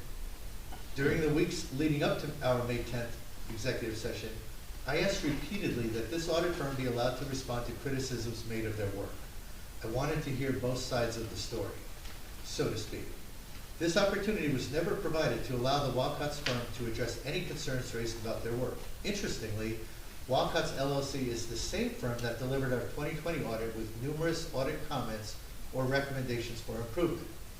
These comments were particularly noteworthy given that our previous auditor presented no comments for 3 consecutive years. This was also the same firm that cleaned up our poor prior record keeping by the borough, and finally the same firm that identified over $600,000 of new surplus funds that the borough had not recognized for over 10 years. There's much more I feel was wrong about this decision that I would like to share with the public. Unfortunately, most of what is discussed in executive session should remain confidential between council members. Suffice it to say, this was an extremely disappointing council experience and an unprofessional way to treat a very professional audit firm. As one of my fellow council members stated at the end of our executive session, this is a terrible way to run a government. That concludes my comments. Thank you. Thank you, Councilman. Councilman, Council President Sexton, I'm sorry. Thank you, Mr. Mayor. I'd like to start off first by talking about the first aid squad again. The borough administrator and the mayor and I met with the members of the first aid squad last week.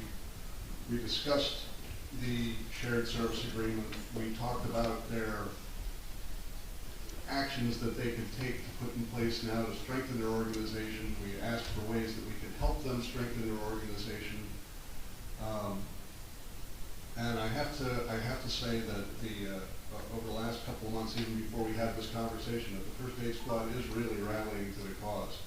If you just want simple proof of that, think about how few times you hear that siren go off now compared to even 6 months ago.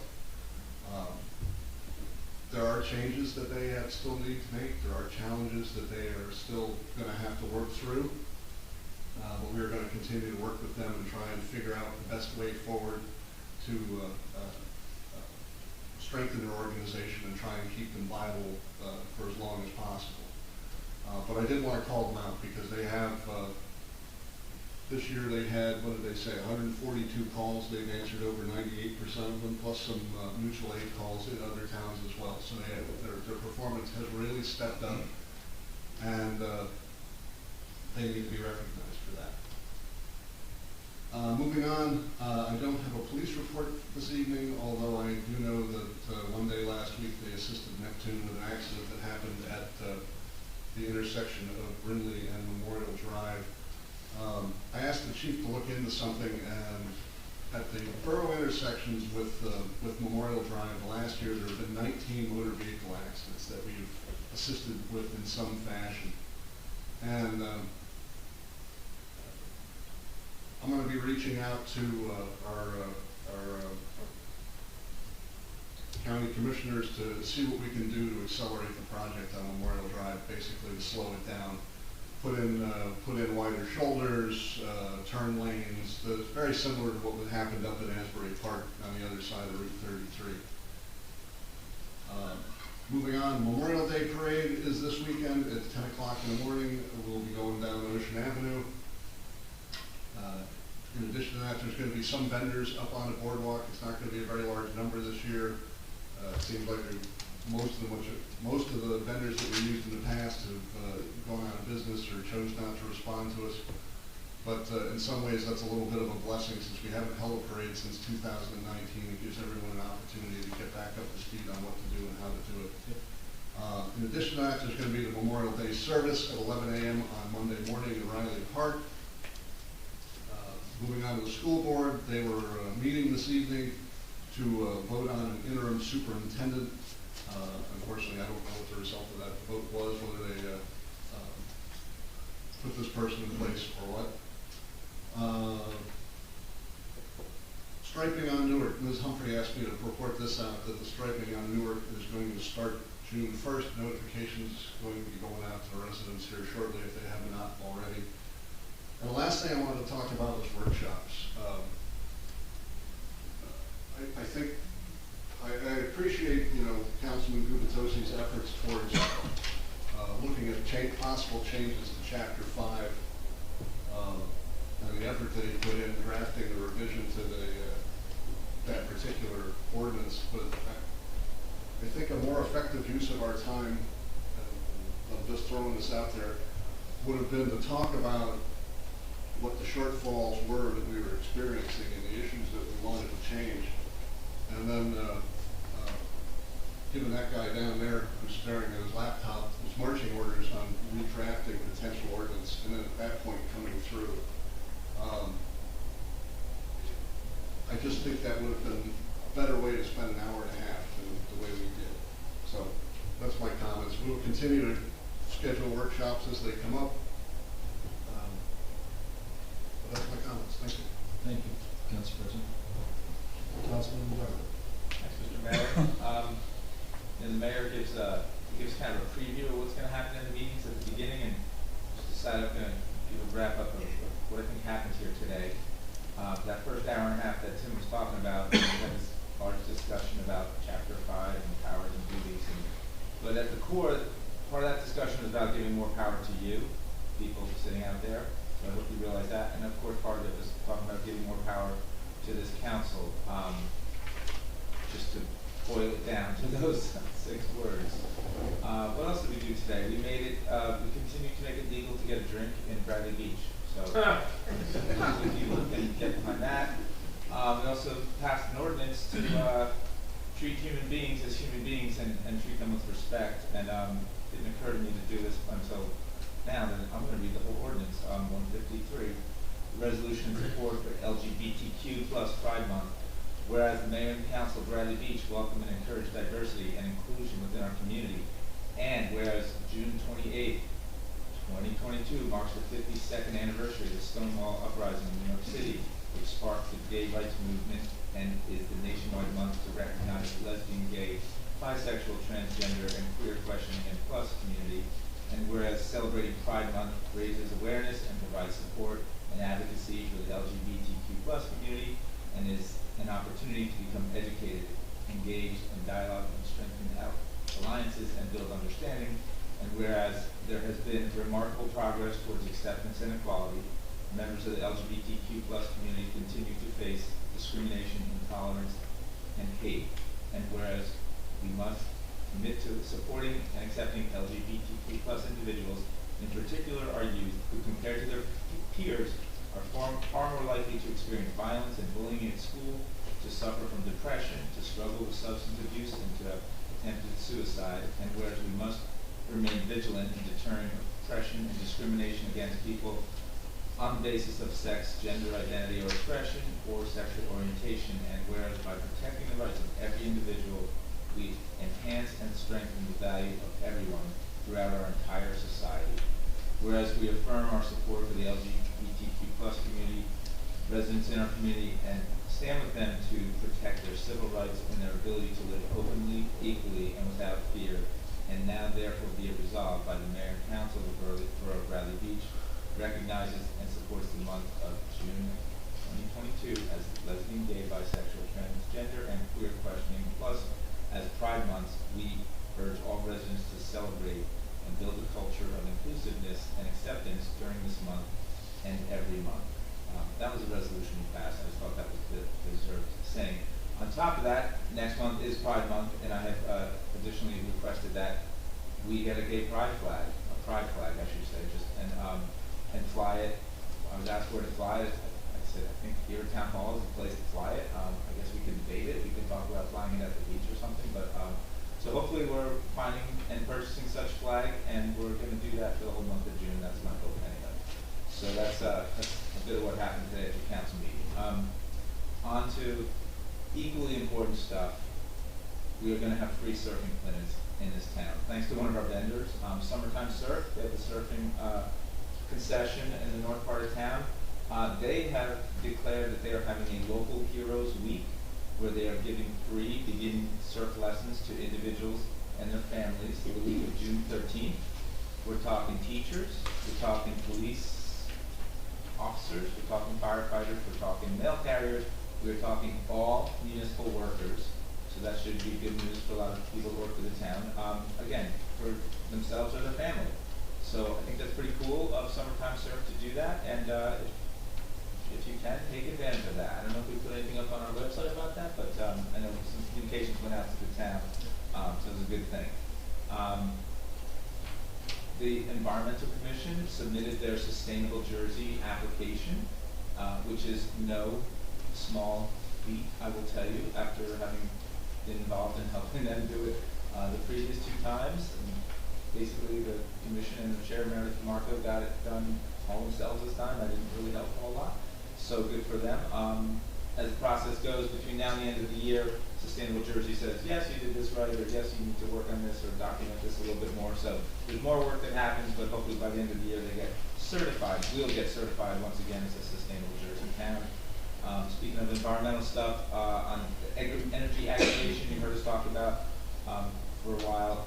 We got a note saying that they're looking at a July and August energy auction, so we will find out then if they have found energy services for the reduced rate and the increased renewable energy portfolio that we were looking for. So I thought it was going to be in June, but I got this note saying it was July and August, so that is that. I know Tim mentioned the school, but another thing the school did tonight is they honored their National Honor Society. They had an induction for the National Honor Society tonight. If you don't know, that's a combination of service hours, and good academics. They didn't have a ceremony for this last year at all because school wasn't open for a good part of the year, and they couldn't have kids couldn't get their community service hours. So they inducted some folks to the National Honor Society tonight, so that's pretty good. And then one last thing, the last council meeting we did have an executive session. We came back here and we took a vote on our auditor. I know I made a comment about, well, I wish I had information ahead of time. Just to clarify, I meant having that information before that evening. And, I just want to say the vote was taken and it's done. But I just want to make sure that everybody understands that if I don't get information, like going forward, if I don't get information ahead of time with the proper amount of time to review it, I'm just a no vote. I'm just going to vote no. And that goes for whatever, our budget or whatever. It just makes sense to give people information ahead of time, and that's what I'm going to do. So just letting you know. And thanks very much, everybody, for coming and enjoying a very long meeting, but appreciate all of you that you're here. Thank you. Okay, well, the summer of '22 is upon us. After a rough spring in terms of weather and pollen, I think we're turning the corner. We're completing all the necessary preparations for our summer visitors. Public Works, Public Safety has worked very hard. One slight change that you'll see as the summer goes on is we did go to a weekly beach badge, that option for people, so our multi-day weekly renters have the opportunity to take advantage of that. The weather has been ever changing. Now Sunday looks very good. 3 hours ago it didn't, so hopefully we'll get good weather for Saturday for the parade that was mentioned.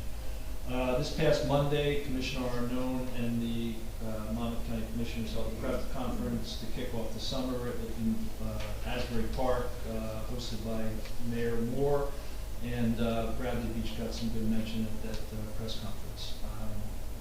I encourage people to participate as much as possible in the Memorial Day festivities.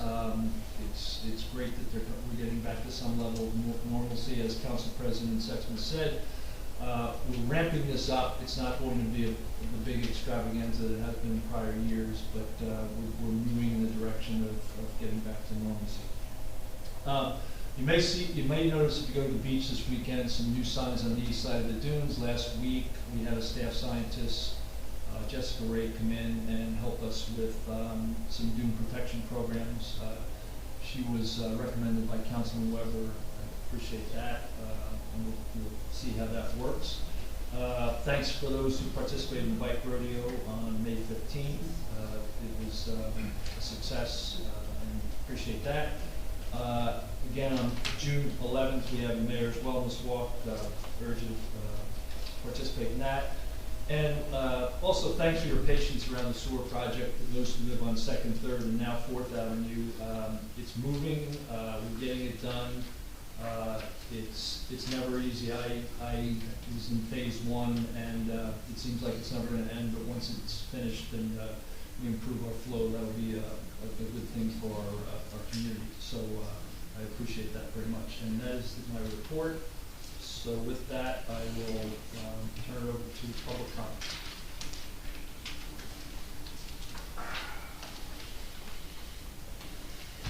Hi, Don Greenberg, 302 Park Place Ave. One quick question, are we still going back to Everett Weekly Recycling, was it the 15th of June? I'm sorry. Are we going back to weekly recycling pickups, the 15th of June, is that still in place? June 29th. June 29th, okay. Can I ask why we're waiting so long when summer starts this weekend? And the quantity of recycling is going to increase?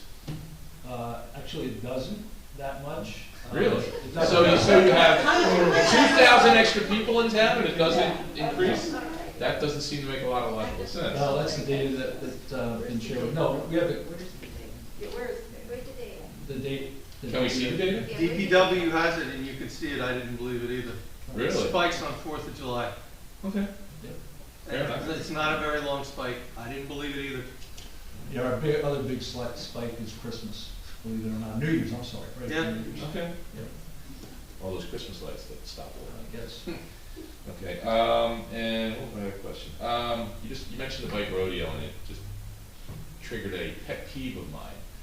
Can we get some sort of education campaign of people riding their bikes the wrong way on the street against traffic?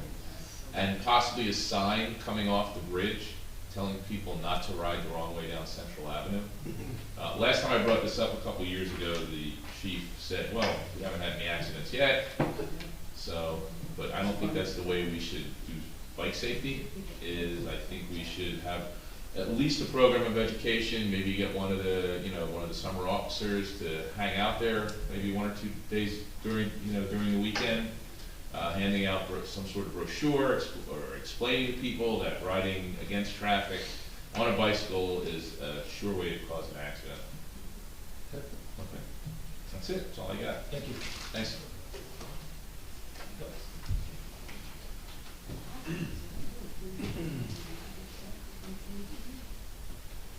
Rick Bartolome, 116 Newark. Just 2 quick questions. One, I heard a rumor, so I just want to clear that up. Are we having fireworks this year? Yes. Because I heard that's the contrary. Second of all, and again, I don't want to be a pain in the neck about this, there's still not any benches in the 2 gazebos that were just put up. So I'm just wondering what the status is. If you know, Mayor, I know the VA is not here. It's on the list to get completed before Memorial Day. Okay, that's it, thank you. Thank you. Yes.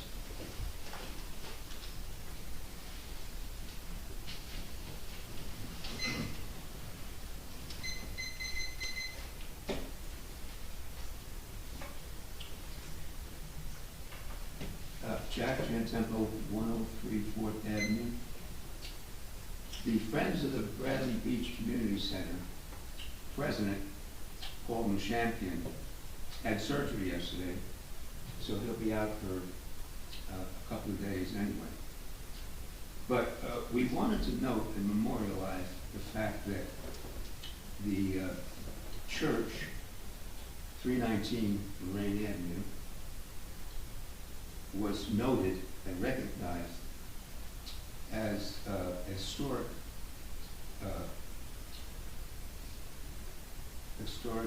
Endangered species, facility. yes. By the Preservation Commission in Trent, May 17th. I think it's a tremendous thing for the cultural opportunities here in Bradley Beach. And I know Paul would have a lot more to say about it than I will, but I think it's important to note and recognize the fact that we have some cultural things in Bradley Beach. That's one of them.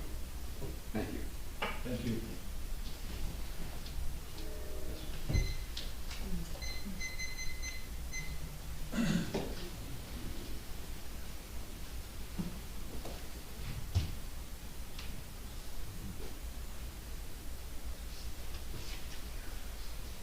Nancy Meadow, Ocean Park Condominiums. Before I stop that. Did we have emails on the agenda? Because I didn't hear them. Okay, thank you for clarifying that. So much has gone on in this meeting, and I really enjoyed the workshop. And many of my questions actually were not answered but addressed. It would be helpful to me if at some point there could be public comments on the workshop, because I certainly withheld mine, and I'm going to now use some of my 5 minutes for them. And let's get into the fact of I don't want yoga on McCabe Avenue. They did it for years without a ramp, now they need to do it with a ramp. Make up your minds, let's have it on your beach, Mr. Weber. You know, again, who determines this all? That's the most important point. So I just go out there with it because I certainly did just get all of the sand out of my barrel bolt. I really don't need people storing their stuff on top of the locker and then have to pick out the barrel bolt again. The new person who was here said that she was the communications coordinator. Does that mean we no longer have a communications director and she's going to be the one taking care of that? I can't help but wonder, because it would be nice, and I do always say this, what are the credentials that we utilize when we hired a communications coordinator? I mean, communicate. I'm sorry if I could interrupt for 1 second. She's a communications consultant helping work. Okay, so she's not. Well, did you mean the woman sitting here? Yes. Okay, yes, consultant. Wasn't there just one? Well, the woman that's got the mic, she's the communication coordinator for the Bradley Beach Business Community. Oh, no. I was going to say it. No, that I knew. I also would like the record to show that for numerous weeks, for last meeting, I was told that we cannot change the description of bill pays because until the next year. Well, I did my research with GAAP, and I also contacted the state of New Jersey, and they're not aware of this accounting procedure. So I really don't like to get incorrect information, and I believe that I've said that kind of kindly. I have requested for a long time that we need to ticket people on bicycles going the wrong way. I see it at least once a day on Beach Avenue. I even pointed out to the people and they just laugh. These are not kids that don't know better, by the way. These are adults that make a conscious decision. And I actually think it's a result of COVID, when people were walking on Ocean Avenue, and then they started taking their bikes on Beach Avenue because it was more empty. But we're trying to normalize things. And then while we're talking about policing, or the lack of it, so I was at the beach one day, And I saw somebody from the police department on one of those vehicles. I don't know what they are. It was not a big truck. I'm gonna say this again, when you're east of the dunes, you don't see what's going on west of the dunes. Which means including the dogs that are all over the beach and in the water. I saw 3. When you're east of the dunes, I'm on the wrong side, you don't see what's going on the west side, including the kids and the parents putting the kids on top of the lockers to run and play. When you're on the other side of the dunes, you don't see the puppies frolicking all over the beach. This is our time without the puppies. In addition, I just don't get it. We're talking about skateboarding to yoga. We got the bike sign on Main Street. What does that have to do with bikes on Ocean Avenue? What are we doing about the vaping and the e-cigarettes? The music, oh my gosh, I can't even go there with that. And I wonder, since we are, as I affectionately say, a town of signage, do we need signs to tell people to turn off the showers? Because I know I do it for other people who leave them on. And I'm, again, not talking little kids playing. And since badge checkers don't do anything regarding the showers, and we don't know who's doing what business other than lifeguards look at the water sometimes, where are we going with this? How many months have I asked for what are our rules? How are we handling it? How are we making it better? And I get nothing. Very frustrating. And, wanting to get back to normalcy. Oh, please don't do that. I had so many other things to say, which really is, and this is, I think, important. Just as when a former CFO used to leave here, when we would then want to have questions about bill pay, I find it really inappropriate that our labor attorney chose to leave when we had issues regarding handbook. His input might have been a little helpful, as might have been. I'm sorry, we didn't hear what you said. Could you repeat that? So I just take offense that our labor attorney left when we were having conversations, well, when the mayor and council were having conversations regarding employee and volunteer policies. The professional input, I realize we pay a lot for it, but it would have been appropriate, as well as if you're having discussions, just as Mr. Greenberg said, why can't that be posted so we could see the policies? We don't, this would be helpful. Thank you. Yeah, the attorney had to get kind of his doctor's permission to come here. He just came off some surgery, so. Well, then he was get trying to another get one. home. I He mean, was get, trying to- get, he I'm was sure trying it's to not get a, home. I'm sure it's not a one-man firm. Thank you. Yes.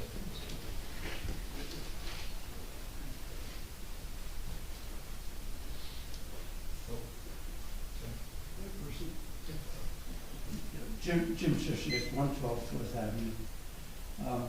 Couple of things. One, appreciation to Al Gubitosi, Councilman Gubitosi, for doing what he did tonight.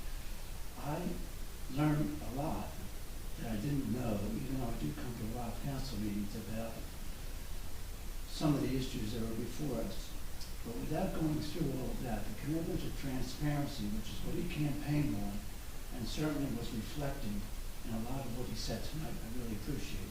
Beyond that, as you know, having been involved with the analysis of the sewer system, having spoken at the last council meeting, Councilman Gubitosi putting it on his to-do list for us to not let drop this commitment to find the true cost of providing sewer service to the residents. That is absolutely essential, however we deal with this issue going forward. And Rick Bartholomew and I had co-authored the report, which I mentioned, was submitted to the Strategic Plan Commission. And in that was one item that we emphasized, and it was emphasized right from the beginning, that we've really never followed through on for a variety of reasons.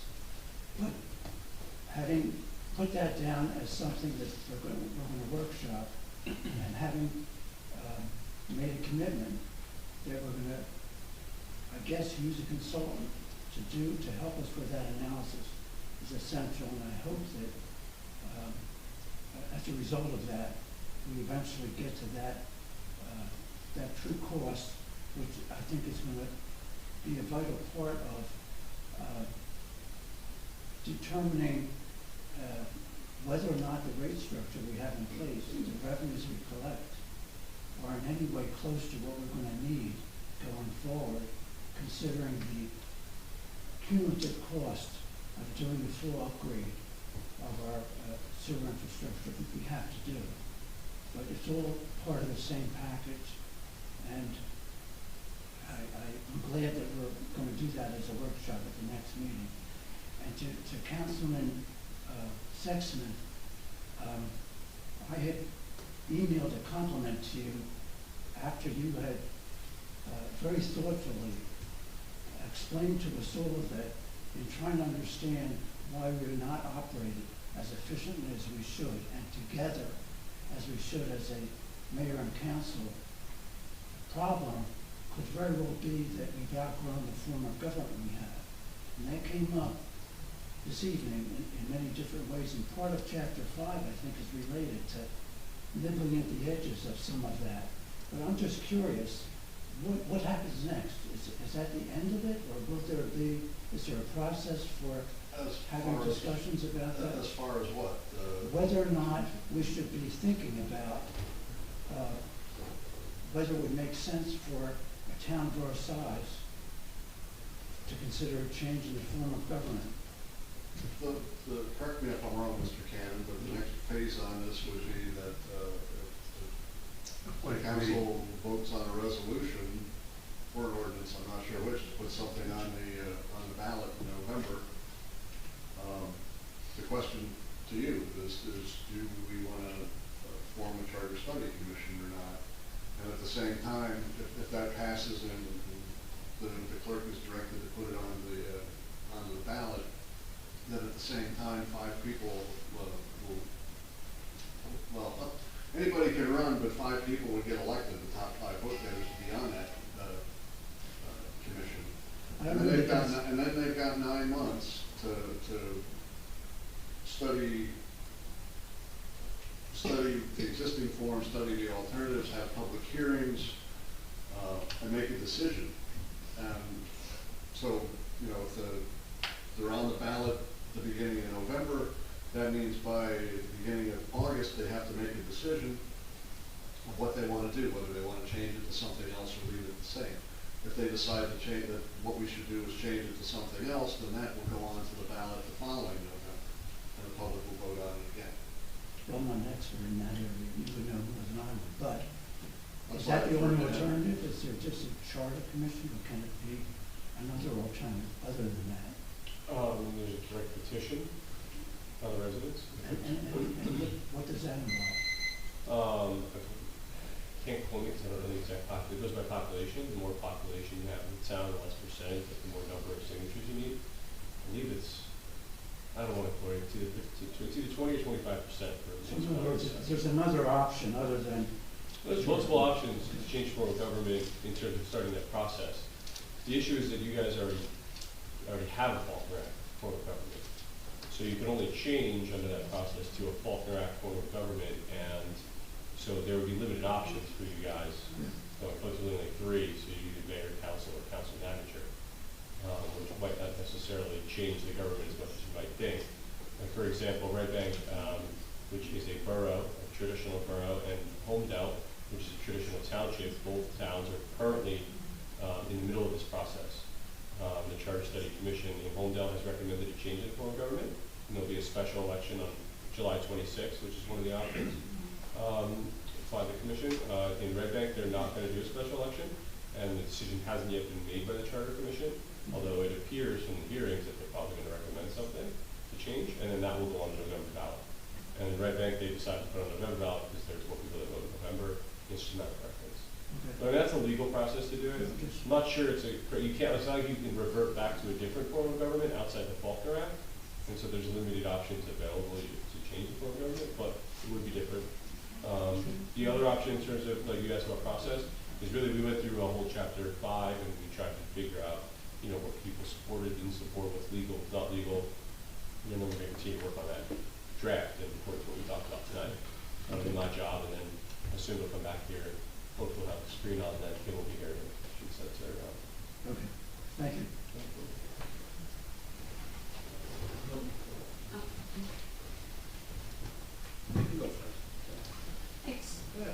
I'm just curious. Eileen Shishias, 112 4th Avenue. To back up to your question, when was this form of government established? It was in 92, according to your charter? Well, what did we have before that? Prior That I don't know. I'd have We to had look. committee. We had the commissioner form, similar to what's in the Avon, Okay. where the council people are department heads effectively. So, And why Councilman was Brunel, it changed? I'm sorry? Okay, and then why was it then, I just want the history, I'm just asking for the history. Then why was it changed from a commission based to a Faulkner form of government? That's a tough question to answer. That was 10 years before I moved into town. Well, you mentioned I don't mean to be pointing at you, and I apologize for that. You had mentioned something about a previous mayor? Mayor Schuler Yes. did that. And when was he in office? 92 to 2008. Okay. I think that was the nor'easter, right? It could have had something to do with the storm, maybe, who knows? Yeah. Probably not. Usually has to do with people Oh, not I following the remember law. that storm, so I know all about that. Greg hit the nail on the head. Yeah. It's usually a political issue. Usually it has to do Well, with it's people. obvious, it's all politics. Okay, thank you. Just to add to that, I think in the form that we had before, people didn't directly elect the mayor. Okay, meaning you I'm elected. sorry, I can't follow what In the you're form we saying. had before, people did not directly elect the mayor. They elected 3 commissioners, and then they decided among themselves, the 3 of them, who would be the mayor. So sometimes the towns change because people say, we want to directly elect the mayor. And What so do the other municipalities have around, let's say Avon? Avon has this commissioner form, there's 3 of them. Sorry, John. I- Belmar has a form of government like ours. Belmar has a form of government like ours. I mean, what town? Neptune elects 5, Neptune's councilmen, commission, and that's- they elect the mayor among And themselves. Spring Lake and Seeger? Spring Lake is a traditional borough. I'm not sure about Seeger. What did, but please a explain. traditional borough, so the mayor doesn't have a vote, isn't a member of the council, traditionally called a weak mayor borough. Neptune City, down the And street, how- is a weak mayor borough. How many council members are there in Spring Lake? 6. Okay, and then Seeger? I'm not familiar with Seeger, and I can tell you. And There's 7 for sure. I And- think that Seeger's like, I'm pretty sure it's like, Spring Lake, pretty sure. And I'm sorry, you were about to explain another municipality? So, did you ask about in the area? Neptune City is a traditional weak mayor borough. Belmar is the same exact form as yours. Avon's 3 commissioners. What are the ones around here? Long Branch is a nonpartisan city, so there's the mayor runs everything there. The council is strictly a legislature. The mayor's not even a member of the council. And then there's one other variation where we're a nonpartisan town. I was thinking- You could do, like Belmar has our form of government, but they're a partisan town. So for example, if there's a vacancy on the council, it's the local party structure recommends people to take their place. Whereas if there's a vacancy up here, the 5 of us would just decide who's taking who we're gonna appoint. So, so there's just differences if you have partisan or non-partisan, just another variable. Okay, well, thank you for the explanation. Thank you. It's the ultimate in self-government. John Naples, 1009 Ocean Avenue.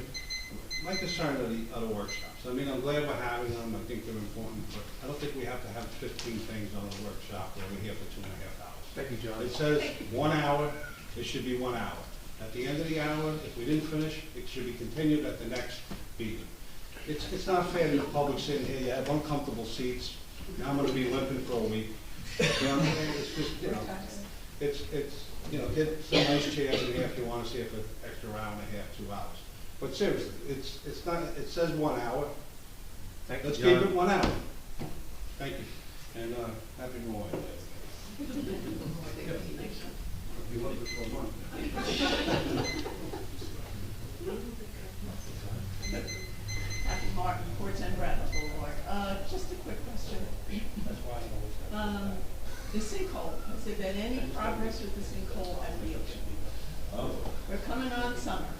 Yeah, so, on the sinkhole, we are, in the process of, we've gotten all the RFPs from the engineers. Will it be remediated this summer? It won't. Now, having said that, we've got it all, fenced up. It really hasn't changed a lot, so. Well, I understood that it grew. I'm sorry? I understood that it grew. Not aware that it It was in the grew. paper. I'm not sure. Well, in any the- event, it's all there. I'll verify that, but but we are as expeditious as we can. There's a group meeting on five engineering firms bid on the job. There's a group of 4 people going to assess that. And as soon as they get their study together, our plan is to get the remediation started right after Labor Day. So what has to be done. Yeah. Are we gonna be able to protect the kids from going in there? I mean, it's pretty well fenced in. It's just a summer fence, it's really not any great. Well, I'm it's just also on thinking- the dunes, and you're not I'm just supposed to be on the thinking of dunes. Yeah, people coming out at night, I'm not talking about daytime, I'm thinking, I don't wanna say coming out of the columns, or, they just walk that way. I live there, I know what transpires, there's people. Well, they'd have to work pretty hard to get up on that dune, go over that fence, and find the sinkhole. But, Yeah, well, just the. we can take another look at it. They'd like to and- see what's there. Yeah, I mean, there may be a way we can put a cover on the top of it. It's probably the width of half of this table. I'll deep check. is it? It's deep though. It's about 8 feet deep. Secondly, the lake, we have the snow fence Yep. because we have holes and we have a barricade, everything breaking Right. down. Is there any plan to fix that? I've been Yes. down to Lake Como and they've done a beautiful job just fixing So their signs. CME, our engineer, owes us a estimate on bulkheading that similar to the way it's done on the west end. Yeah, so we're working on that. That's one of CME's task force right now. The way it's Expect done to on get the that west pretty end, quick. brick wall. Yep, that's, That's all I'm. yeah, okay, thank you. Yep. Paula Jim Temple, 103 Fourth Avenue. Jack forgot to say when he was talking about 314 Lorraine Avenue, the Methodist Church was just chosen as one of the 10 historic places to be preserved in New Jersey. You forgot to mention that. Okay. All right? Okay. Thank you. Thank you. Yep.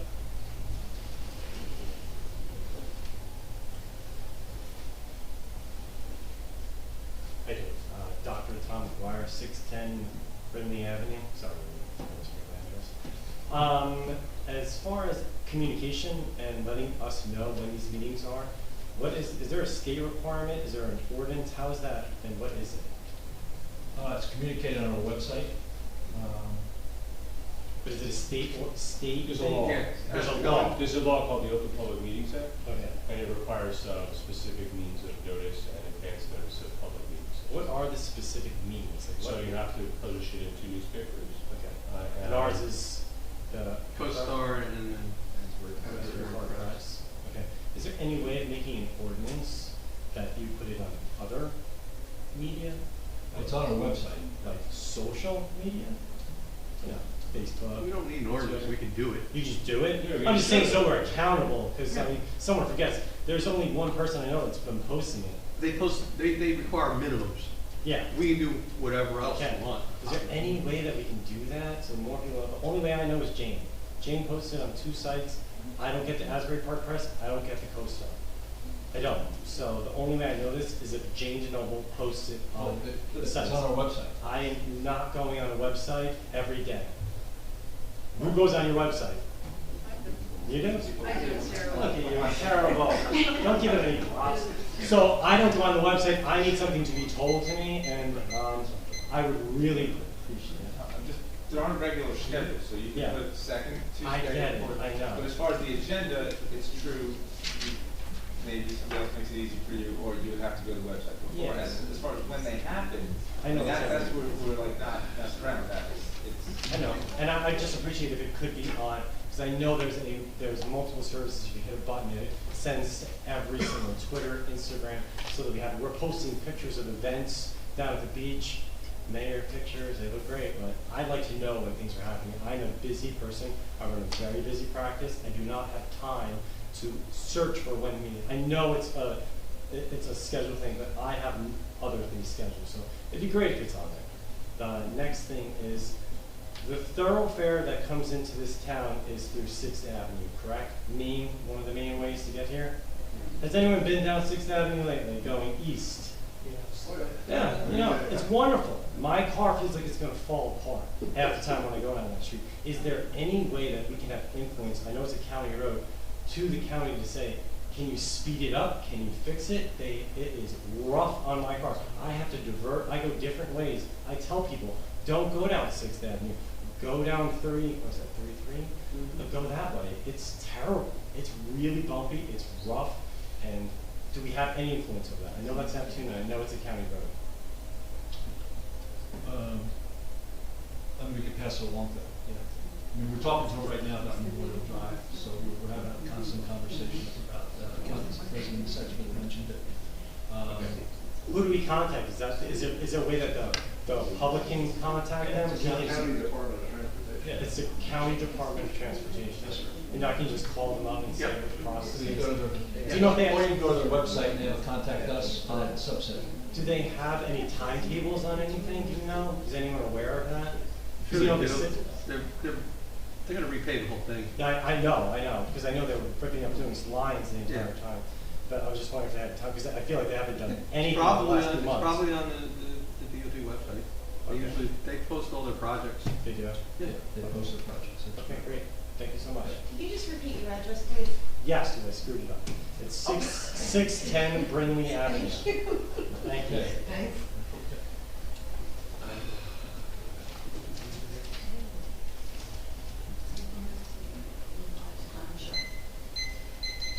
Brigitte McGuire, 610 Brindley Avenue. I'd like to start by saying that I stand up here as myself, for myself and my family, as an individual resident of Bradley Beach. Accusations have been made to me that people come to these meetings like little minions or a little gang of sorts. So I feel I have to make it known that I am here for my family and myself, and it starts and stops there. Being a Faulkner Act type of government for all these years and only seeing and feeling now the huge lack of transparency and strong mayor regular reminder says everything about the current people in these seats today. Regarding the budget information that I've fallen into regarding my comment and Facebook post about the tension at the council meetings, I have started to try to learn things about being a more involved resident in town. I recently have asked Erica how I can find the budget info, so I went on the website and found that. Thank you very much, Erica. I do want to point out, I got a little confused because I think there's a typo. There's a 2022 adopted budget that is really the 2021 adopted budget. So I got a little confused with that. After Councilman Gubitosi's very descriptive response to me in email that I shared on Facebook, clearly I began to wonder even more why he was so concerned with salary and wages. I urge residents to look over the salary and wages numbers from 2020, 2021, and the introduced 2022. They definitely make you want to ask questions, and it's a lot of our tax dollars. I want to thank Councilman Gubitosi for giving me all of that information. I think it truly is in the best interest of this town and our pockets. I also want to thank Councilman Weber regarding his information on voting no unless he has accurate, timely info.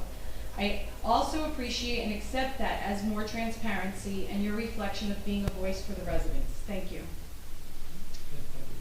Anyone else? Yes. Thomas J. Cohen, 612 3rd Avenue. When it comes to the workshops, I pushed the Engelstad administration to do the workshops, and in a flurry they did a few and then it went away. I believe there should be a workshop at every meeting with 2 topics. Every meeting, 2 topics. There's no reason you can't find 2 topics that the 5 of you could talk about in front of us. It's very important. And that will avoid other shortfalls in the future when you can't communicate because of the sunshine laws. I'd like to know what the budget expectations are in terms of a date. Do we have a date? I mean, I kind of got a date about the church tonight. I'd like to see if I can get a date about the budget introduction. Yeah, the budget, right now, we're planning on we're doing an amended, introduction and adoption on June 14th. To do that, we have to publish that, publish the budget and get that out. I asked that question of the CFO this morning, and that's the answer that I got. Do we get 28 days to review it before the meeting? You're going to get actually as quickly as possible, it's going to be put out on the website. So, okay, but there's no heads up. We have to just keep looking for it. Like, I'll have Dr. McGuire look for it. And I must say, like, in terms of letting people know what the meetings are, I'm very disturbed by the fact that we print this great calendar with awesome pictures, but it has no dates of the land use board meeting, no dates of the. I mean, you can look and say, okay, there's the meeting. I know what I have to do. So I understand Dr. McGuire's concerns. I was wondering, do we have anything new on e-bikes, like Spring Lake and Avon have signs up, or are we gonna? I mean, these things go like 25 miles an hour. Are we gonna do something? It's Memorial Day in a couple of days. There is a sign. The sign is down at the south end of town at the boardwalk. It is. Do we have an ordinance? We have a draft ordinance. Okay, so thank you very much. That's great. That's great transparency. I appreciate that. And and I liked Councilman Gubatosi's comments tonight about letting people know what's going on. And I just, it's a long time coming, but the report should be as detailed as that. And I do want to say, I want the public to know that I do not use Google products. I want the public to know that I am not anonymous. And I want the public to know it's not me. Okay? Prove it. If I file suit against the town, I do it in my name. If I fill out an Oprah to get documents, I do it in my name. So I would love to know who this anonymous person is, but thank you very much, Mayor. Yes. Okay, Julie Nutitis, 605 North Avenue. First and foremost, John Weber, I do want to applaud you. I like your stance on saying if you don't have timely information or enough information, that you're voting no, and I think every single one of you should do that. This is for the residents. It's not about agendas.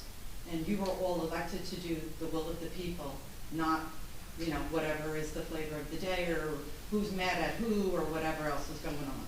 It really needs to be about the people. Thank you, Al Gubatosi. I know you ran on transparency, and I really applaud you as well, as to say you're going to let people know what's going on, because I heard something today and it really disturbs me, and I know you just mentioned this too, is our serial Oprah person we have here. Not me. I would, if it was me Oprahing, I would say so. But what disturbed me was the fact that, why are you being Oprah'd? And why were you Oprah'd after a meeting? And I don't know if anybody else caught up on this. 3 hours after a meeting that you had, I think it was with EMS. That's strange. Okay, that's somebody who's got some kind of insider information is how I'm looking at that. I don't know. That's just me talking. But you said you know who this is? I don't. My issue is, I feel like I'm being targeted, and I was told not to say anything, and I thought, I'm gonna do the opposite. If they're gonna target me more, so be it. But I wanted the public to know that these types of things occur probably way more than I realized.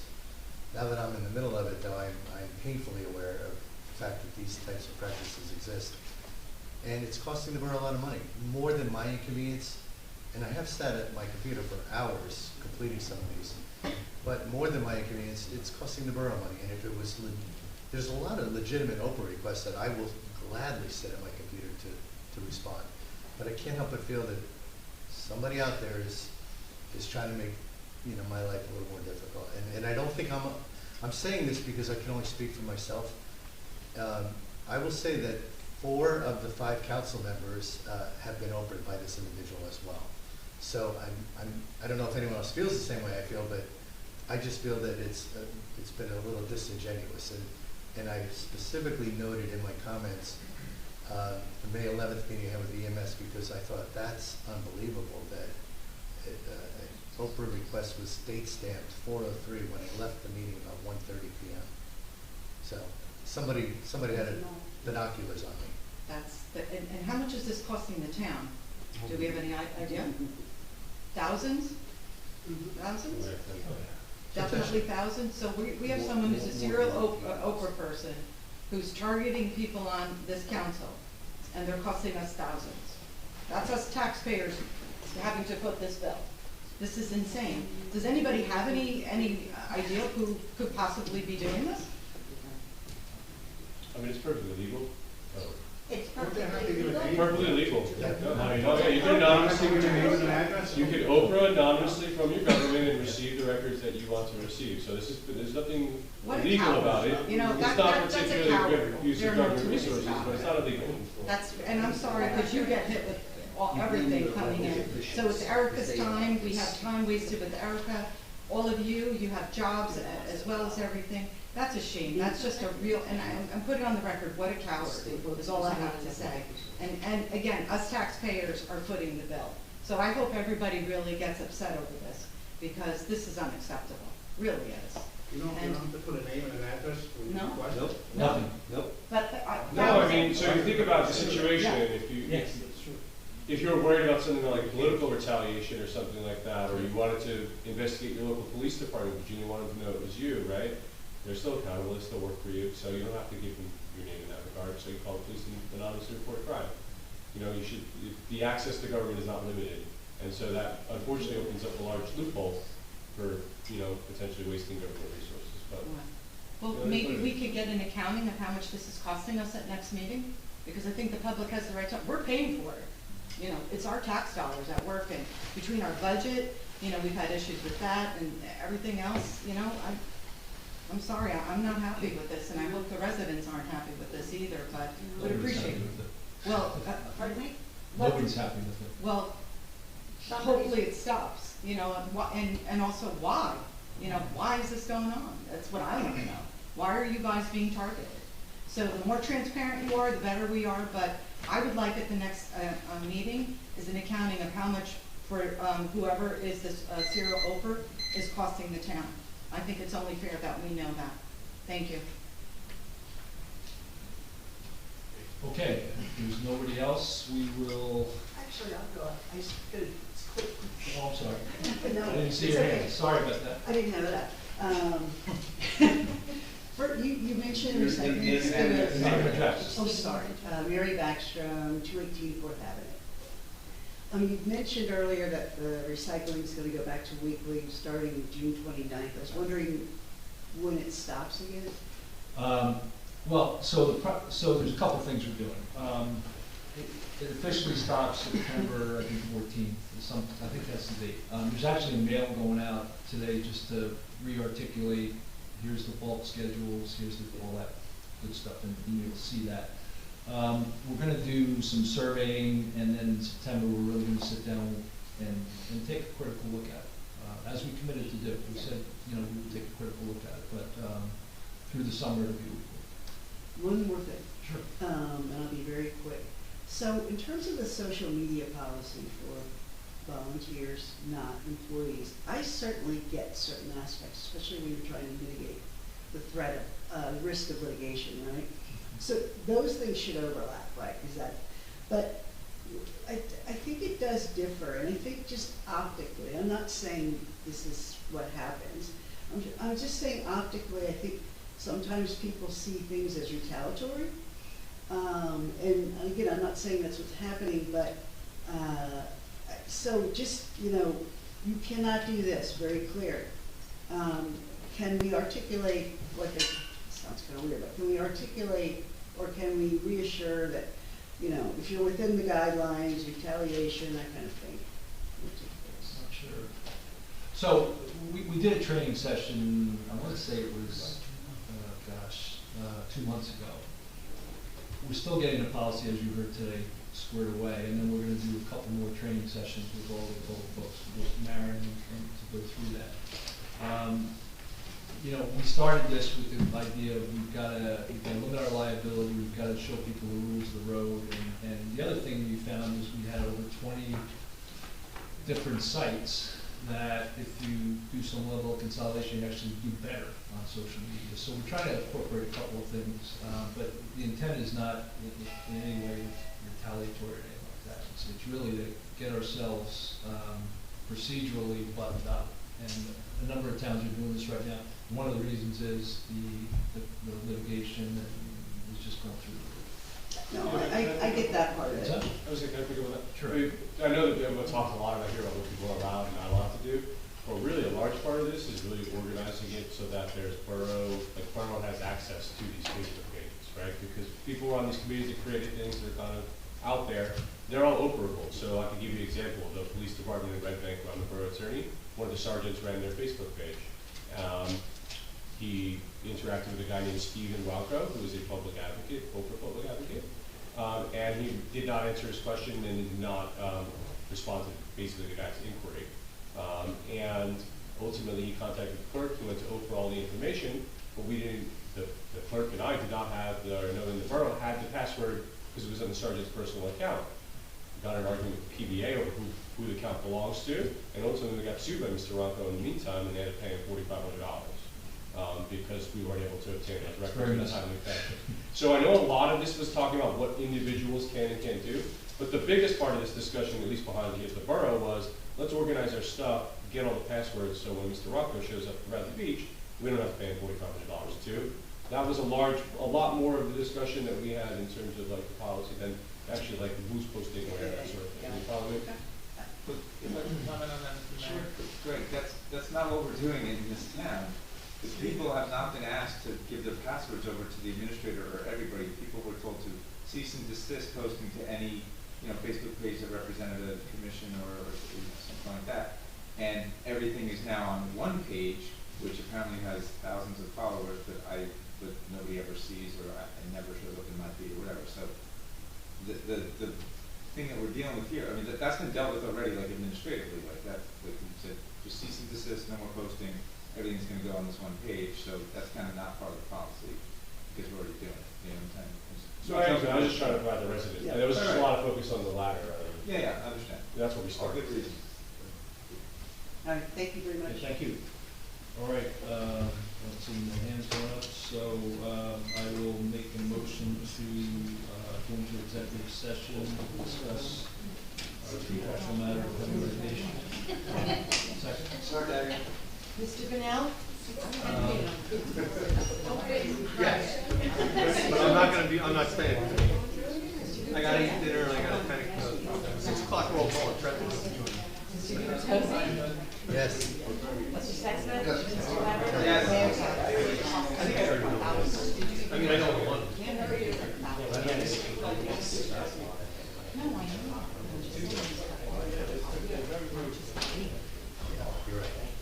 I'll tell you.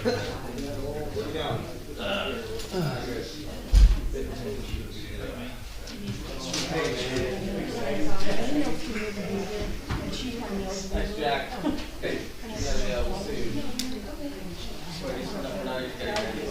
didn't fulfill my joking. Oh, you want to make sure Kim gets it? Just put it in his mailbox. Head that way. Apparently, he just. Yes. I can do that. Yeah, you Because I do that very much now. I do too. The other one, You were right about that. I'm always right. I think I can say it. What?